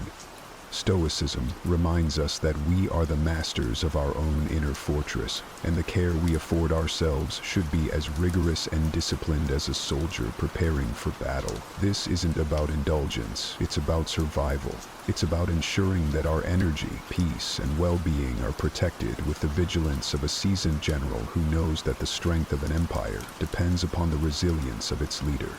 As we delve into today's discussion on making ourselves a priority, remember, if this resonates with you, a simple free favor you could do is hit the subscribe button. Don't skip any part of the video. Every piece of wisdom here builds on the last, creating a blueprint for not just surviving, but thriving on your own terms. Join me on this journey and let's explore these historical teachings together. Let's embrace Stoicism, not just as a philosophy, but as a daily practice to secure our personal well-being. Think about how many promises you've made to yourself and broken. How often have you planned to exercise, go to bed earlier, or eat healthier, only to let something else take priority? Now consider, if a friend behaved this way toward you, would you still trust them? Often we are the first to break promises to ourselves because we believe there are no consequences. Yet the real consequence is a profound lack of self-respect. If you want to inspire respect and take control of your life, you must start with respecting yourself. Whether you aim for better health, more wealth, inner peace, or greater discipline, maintaining your commitments is essential.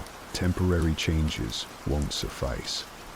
Marcus Aurelius, despite ruling an empire and facing constant wars and betrayals, diligently recorded his reflections and flaws daily.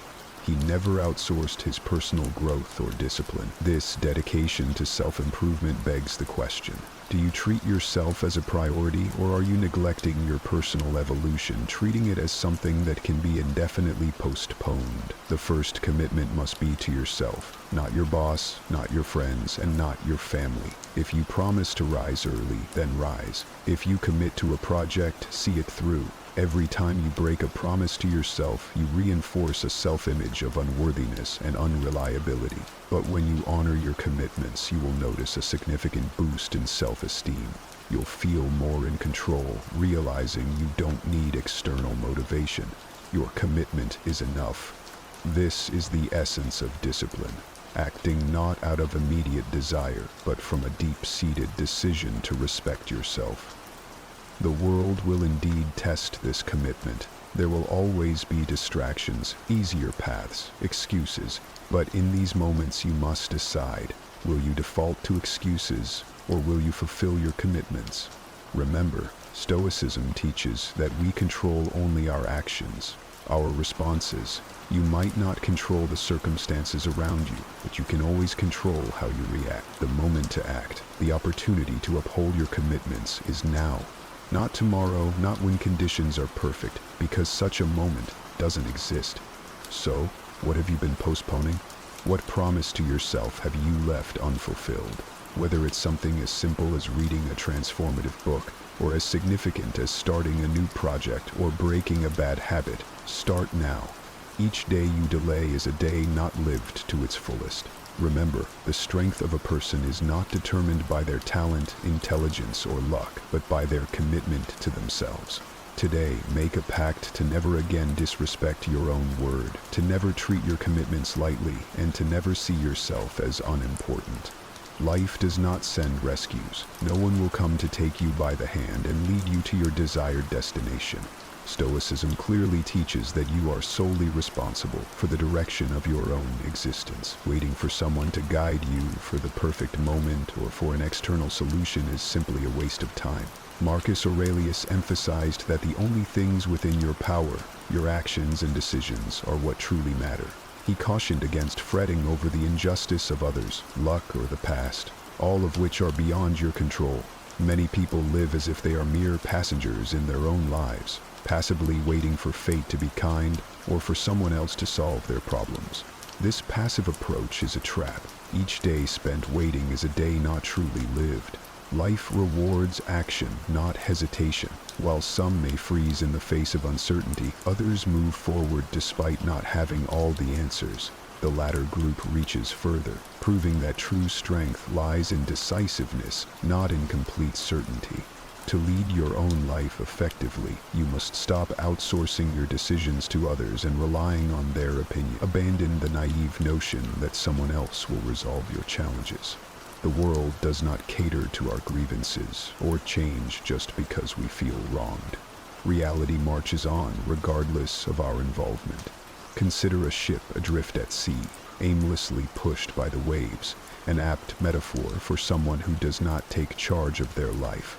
Now contrast this with a seasoned navigator who, despite not controlling the storm, skillfully steers their ship, adjusting sails and tackling the waves head-on. This is the essence of leading your own life.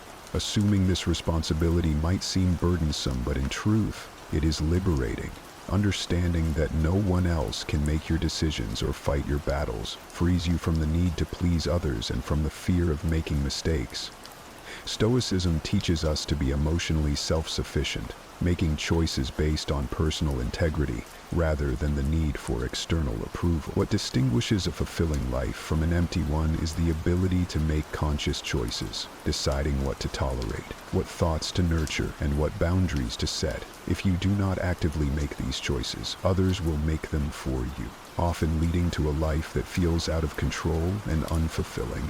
Leading your life requires a daily commitment to this mindset, continually reminding yourself that you hold the ultimate responsibility for your path. While you may seek advice and learn from others, ultimately, the decisions are yours to make. If you don't take ownership of your life, be assured someone else will. Time waits for no one. Every morning, a new day dawns, ripe with choices and paths to be taken. Yet, many fail to realize that if they don't define their priorities, the world will. Living reactively, people often find themselves swayed by external demands and distractions, pulled in directions they never consciously chose, becoming mere pawns on another's chessboard. The reality is stark. Many believe they control their destiny, yet their days are cluttered with unchosen obligations and urgent but unimportant tasks. This scenario unfolds not by chance, but by failing to set personal priorities. Whether it's a demanding job, societal expectations, or mere procrastination, these forces conspire to waste our time on trivialities. Marcus Aurelius, a Stoic luminary, understood that life's brevity meant each moment had to be used wisely. He knew that focus determines reality. Without direction, we drift aimlessly, like a leaf in the wind. His discipline in choosing priorities was not just about productivity, but a matter of honor, preserving the precious commodity of time. Historically, the great achievers weren't those who busied themselves with everything, but those who focused on what truly mattered. They eliminated the irrelevant, zeroing in on their true objectives. Today, however, many live on autopilot, inundated by a deluge of notifications and distractions, making it a near Herculean task to maintain focus. The danger is in the realization coming too late. Years pass, filled with regret for not taking control sooner, for spending more time solving others' problems than pursuing personal dreams. Stoicism teaches us to live each day as if it were our last, valuing the present and ensuring our actions are meaningful. Setting priorities is challenging. It requires effort to swim against the current of conformity, to make decisions that carve a distinct path rather than follow the crowd. True clarity about what matters simplifies choices. It leads to rejecting unnecessary engagements and focusing on actions that build toward real goals. Discovering what deserves priority starts with honest reflection, considering what changes would genuinely enhance your life. It means being ruthless in cutting out the superfluous and focusing on what's truly essential. By consciously setting your priorities, you're choosing to say no to distractions and yes to your life. Each day is a blank slate. If you don't decide how to fill it, others will. The Stoics knew that wisdom lies in controlling what we can, our time and our actions. They implored us to choose intentionally before circumstances choose for us. Every day, many people find themselves merely reacting to their surroundings, buffeted by the whims of external forces. Whether it's a rude remark that stirs anger, a traffic jam that breeds impatience, or bad news that saps spirits, reactions often seem automatic and out of control. But living this way means never truly holding the reins of your own life. The Stoics, including Marcus Aurelius, understood this deeply. They believed that to live a fulfilling life, one must not avoid challenges, since difficulties are inevitable, but should learn not to be governed by knee-jerk reactions. Marcus Aurelius, ruling over a vast empire, could not afford the luxury of reactive leadership. His strength came from a deliberate approach to action, a profound understanding that he must choose responses based on wisdom, not whim. The contrast between those who lead their lives and those who merely react is stark. Reactors are constantly at the mercy of external conditions, scrambling to address issues after they arise, often feeling victimized by their circumstances. However, true leaders shape their own paths. They anticipate challenges and set a proactive course for their lives. If you've ever felt upset by unexpected events or minor irritations, it's likely because reactive living grants these externalities power over your inner peace. Remember, the world is inherently imperfect, filled with challenges and provocations. The key is to change not the world around you, but how you respond to it. Consider a storm. Many panic, driven by fear into futile actions, while the steady, those who lead, assess the situation and make calculated decisions. They face the storm not with fear, but with strategy and resolve. Leading your life means crafting a plan, setting your direction based on enduring values rather than fleeting emotions. Those on autopilot, who react without thought, are often manipulated by the agendas of others, through media, societal pressure, or even social net. Choosing to lead rather than react means declaring that your life will not be dictated by external forces. It involves strategic decision-making, a refusal to let frustrations dictate your reactions. History's great leaders and thinkers weren't impulsive. They maintained their composure and clarity even amidst chaos. Now, ask yourself, are you living by your principles, or are you reacting to the world around you? Are you making conscious choices, or are you merely trying to keep up with life's demands? True change starts when you realize that not every provocation requires a response, and not every challenge must deplete your energy. If you find yourself constantly putting out fires, consider whether you're letting external factors steer your life's direction. Stoicism teaches us that we control only our actions and responses, nothing more. This means you have the power to choose calm over agitation, solutions over despair, and progress over stagnation. Time is relentless. It doesn't pause or look back.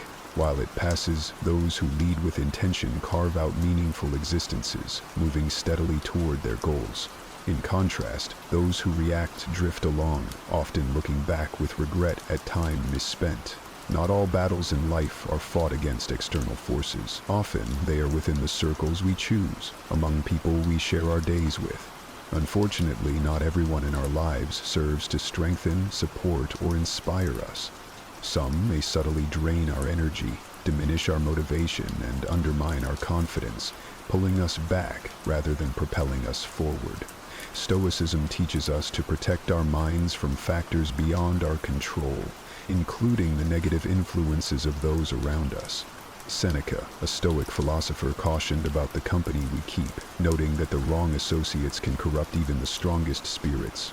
Reflect on this. If someone consistently devalues your achievements, ridicules your dreams, or undermines your self-esteem, why allow them space in your life? The time spent with such individuals is time stolen from your personal development, a high price to pay for relationships that offer nothing positive. Often, the fear of loneliness drives people to cling to toxic relationships or unfulfilling friendships. However, consider what is worse: being alone temporarily while you strengthen your resolve, or continuously being surrounded by those who sap your energy and stunt your growth. Loneliness, when embraced, can be a powerful phase of empowerment, while the wrong company can act as a silent prison, trapping you in mediocrity. Remember, protecting your energy is not an act of selfishness, it's a necessary form of self-preservation. You cannot support everyone, and you should not have to convince anyone of your worth. Your personal growth does not require anyone's approval. True supporters will encourage your development without conditions. Marcus Aurelius, faced with envy and manipulation, never allowed external criticisms to sway him from his path. He remained focused on what was truly important: his values, his duties, and his personal growth. Like him, you must assess the influence of those around you. Do they help you grow, or do they hold you back? Are they sources of inspiration or sources of doubt? If the influence is negative, consider distancing yourself. This doesn't mean you must end relationships abruptly or create conflict. Instead, realign your priorities quietly. Spend your time with those who enrich your life and engage in activities that contribute to your growth. Be vigilant about protecting your energy as diligently as you guard your time and your thoughts. If someone consistently undermines your confidence or questions your efforts, it's time to evaluate their role in your life. True progress requires letting go of burdens that aren't yours to carry. Choose the company you keep with care. They have a significant impact on your life's trajectory. The most decisive battles are not waged on a physical battlefield, but within the confines of your own mind. Your thoughts directly influence how you feel, act, and perceive your potential. A mind plagued by insecurity, doubt, and self-sabotage predestines you for defeat before you even engage with the world. The Stoics, particularly Epictetus, taught that we are not disturbed by events themselves, but by the views we adopt about them. It's not the obstacles that define us, it's how we interpret them. Consider the process of a blacksmith forging a blade. The metal isn't born sharp, it is heated, hammered, and honed with precision. Similarly, your mind requires regular conditioning to remain sharp. Neglected, it can become as ineffective as a rusty blade, unfit for the battles of life. Those who train their bodies yet neglect their minds might appear strong, but they often falter under pressure due to internal fragility, manifesting as fear of failure, paralysis under stress, or chronic self-doubt. Your reality is sculpted by the thoughts you nurture. A mindset steeped in defeatism leads to a life lived in the shadows of failure. Conversely, a mind trained for resilience, strategy, and optimism can withstand the greatest of life's challenges. The good news is that the power to reshape your mind is entirely in your hands. Thoughts, like muscles, strengthen with consistent exercise. Focus on fostering mental patterns that empower and support your aspirations. A well-trained mind can manage doubt and fear without being overwhelmed by them. It possesses the clarity to use every experience as a stepping stone toward growth. The Stoics believed that while the world could strip you of material possessions and external stability, your thoughts remain inviolably yours. Therefore, the real question is whether you are actively fortifying your mental fortitude or allowing it to degrade in an autopilot existence. Many accept limiting beliefs without scrutiny. I'm not good enough, I always fail, or this won't work for me. These negative scripts often stem not from factual assessments, but from past hurts and the projected opinions of others. A robust mind challenges these narratives, evaluating and rejecting them if they don't align with reality. Consider what your mind has been absorbing. Are your thoughts reinforcing your strengths, or are they eroding your confidence? Remember, the true battlefield lies within, and victory is determined not by external circumstances, but by internal resilience. Take charge of your cognitive processes. Don't let your mind become your adversary. Instead, cultivate it as your ally, one that propels you toward your goals with precision and positivity. The outcomes you experience in life are reflections of the thoughts you choose to entertain and believe. Solitude is often misunderstood. Far from being a sign of weakness, it is a profound source of strength. In our noise-filled world, we are taught to view being alone as a problem, a symbol of failure or abandonment. Yet history's greatest minds, from Stoic philosophers to visionary leaders, have recognized solitude as a vital opportunity for growth and self-discovery. The Stoics, in particular, valued solitude not as a curse, but as a precious gift. Marcus Aurelius, surrounded by the demands of his empire, cherished his moments alone for reflection. Epictetus, from his humble beginnings as a slave to becoming a revered philosopher, emphasized the importance of finding peace within oneself rather than seeking it through others. Seneca, through his letters, spoke of how true loneliness isn't about the absence of others, but the inability to be comfortable in one's own company. When you learn to be alone without feeling lonely, you unlock a transformative power. Solitude becomes not just a momentary retreat, but a space to engage deeply with your own thoughts, to reflect on your actions, and to plan your future. It is here in the quiet that you can truly listen to your own voice and forge a formidable inner strength that external circumstances cannot shake. Many avoid solitude, fearing the discomfort it may bring, filling their lives with endless distractions, social media, entertainment, and superficial interactions to escape facing themselves. But avoidance keeps you weak. It leaves you unprepared for life's inevitable challenges. Being alone should not be equated with being lost. On the contrary, it offers a unique chance to find yourself, to understand your desires, and to cultivate resilience. Consider this: the most intense growth often occurs not in the presence of others, but in the solitude of one's mind. Like warriors who train away from the battlefield, individuals who embrace solitude use it to sharpen their minds and fortify their spirits. They emerge not only ready to face the world, but also to shape it according to their vision. The challenge, then, is not to avoid solitude, but to embrace it, to see it as a vital phase of self-development where you can establish a foundation of self-sufficiency. This doesn't mean cutting off relationships or eschewing social interactions, but rather ensuring that your relationship with yourself is the core from which strength radiates. In the silence of being alone, ask yourself, are you comfortable with who you are? Are you ready to use this time not as a punishment, but as a profound period of personal growth? Those who master solitude master themselves and become truly unshakable, no matter what life throws their way. Respect is not something you can buy, demand, or plead for. It must be earned.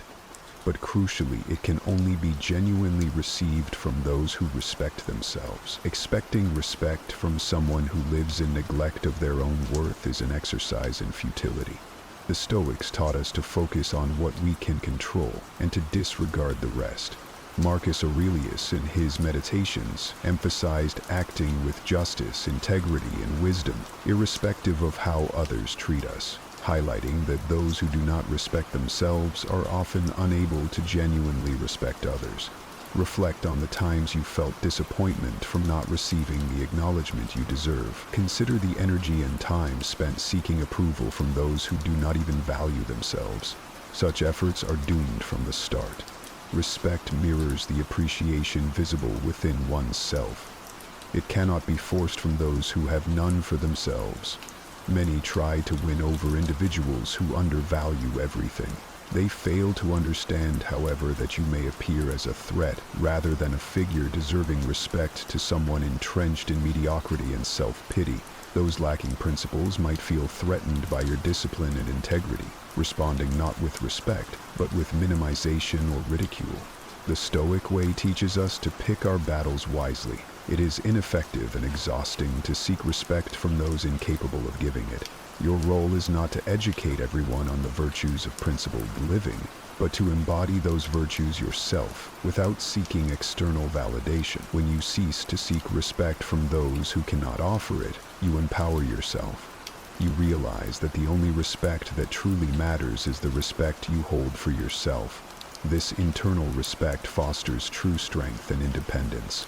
The Stoics lived this truth. They did not court external approval but found satisfaction in living righteously according to their own moral standards. This realization liberates you. No longer will you expend energy trying to change perceptions that are immovable. Instead, you will live freely, guided by your values and principles, not swayed by the need for external affirmation. True respect starts from within and radiates outward. When you respect yourself and live unapologetically according to your principles, you become truly unshakable. Ask yourself, are you living for the recognition of others, or are you living a life true to your values? Remember, the respect that counts the most is the respect you earn from yourself. Do not waste time on those who have not learned to see their own value. Continue to be steadfast, integral, and forward-moving. True confidence doesn't happen by accident, nor does it suddenly manifest when you need it most. It is meticulously crafted during unseen moments through silent preparation, unnoticed decisions, and seemingly insignificant daily habits that ultimately shape who you are. Many mistakenly believe that confidence springs forth from external recognition, opportunities, or overcoming challenges. However, real confidence stems from actions taken when no one is watching. A warrior's strength isn't proven on the battlefield alone, nor does a speaker's eloquence emerge solely before an audience. Just as a wise person's wisdom isn't confined to moments of decision, all these traits are the results of what has been diligently built in private. The Stoics, including Marcus Aurelius and Epictetus, emphasize that strength is cultivated through routine and discipline, not spontaneous acts of heroism. They knew that the foundation of a resilient life is laid away from the public eye. If you aspire to be formidable when the world challenges you, your discipline must be consistent during moments of solitude. The way you perform when everyone is watching is a direct reflection of what you've practiced in privacy. If your daily life is riddled with procrastination and half-hearted commitments, you'll find yourself unprepared for critical moments. Conversely, if you establish robust habits, train your mind for resilience, and maintain unwavering discipline, you'll be equipped to handle any adversity. Self-confidence doesn't arise from superficial praise or accolades. It is born from the deep-seated knowledge that you are well prepared. It is knowing that you've addressed and conquered your weaknesses long before they ever have a chance to be exposed publicly. Your self-assurance is built on the countless times you've chosen to act with integrity rather than take the easy way out, reinforcing to yourself that you are capable and ready. The challenge many face is desiring the fruits of confidence without investing in the roots of preparation. They wish to feel powerful without engaging in the hard work that true strength requires. Life, however, doesn't reward the unprepared. The Stoics were clear. Consistent preparation is the key to enduring any of life's trials. By practicing self-discipline daily and pushing your limits in private, you ensure you are ready for whatever comes your way. Ask yourself, what are you doing when no one's looking? How are you shaping your mind, your character, your resilience? Are you actively preparing or merely hoping that confidence will find you unbidden? Remember, the most critical work happens offstage. In the quiet moments of preparation, you forge the steel of your spirit, ready to shine when the spotlight finds you. True confidence is not about boasting or believing blindly that things will work out. It's about knowing with quiet certainty that you are prepared for anything life throws at you. It's the peace that comes from having done the work, even when no one else was watching. Motivation is transient, often seen as essential for success but truly unreliable when it matters most. It provides an initial spark, yet fades quickly, leaving you stranded on challenging days. This is why relying solely on motivation can be detrimental to achieving long-term goals. The Stoics, understanding the deceptive nature of motivation, relied instead on discipline, commitment, and the cultivation of steadfast habits. Epictetus emphasized the daily practice of virtues, not just when convenient. Marcus Aurelius, even in his role as emperor, acted not out of motivation but from a sense of duty, knowing well that waiting for motivation is a trap.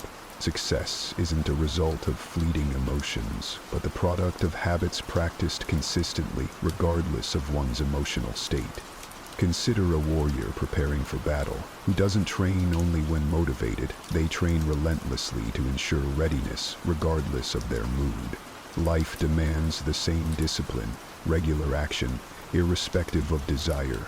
Building something substantial, be it a personal goal or a professional project, requires consistency that outlasts momentary motivation. Habit formation is crucial, as it underpins any significant achievement. Actions should stem from a commitment to these habits, not the whims of feeling inspired. Many fail because they are conditioned to act only when they feel right, a notion that undermines the very essence of discipline. The Stoic philosophy teaches that self-control and habitual action are paramount and far superior to being driven by fleeting emotions. Motivation may waver like a flickering flame, but a well-established habit burns steadily, providing continuous momentum. Reflect on whether your actions are motivated by fleeting emotions or grounded in robust habits. The path to success is paved with consistent, disciplined actions that become second nature, reinforcing your progress regardless of external conditions.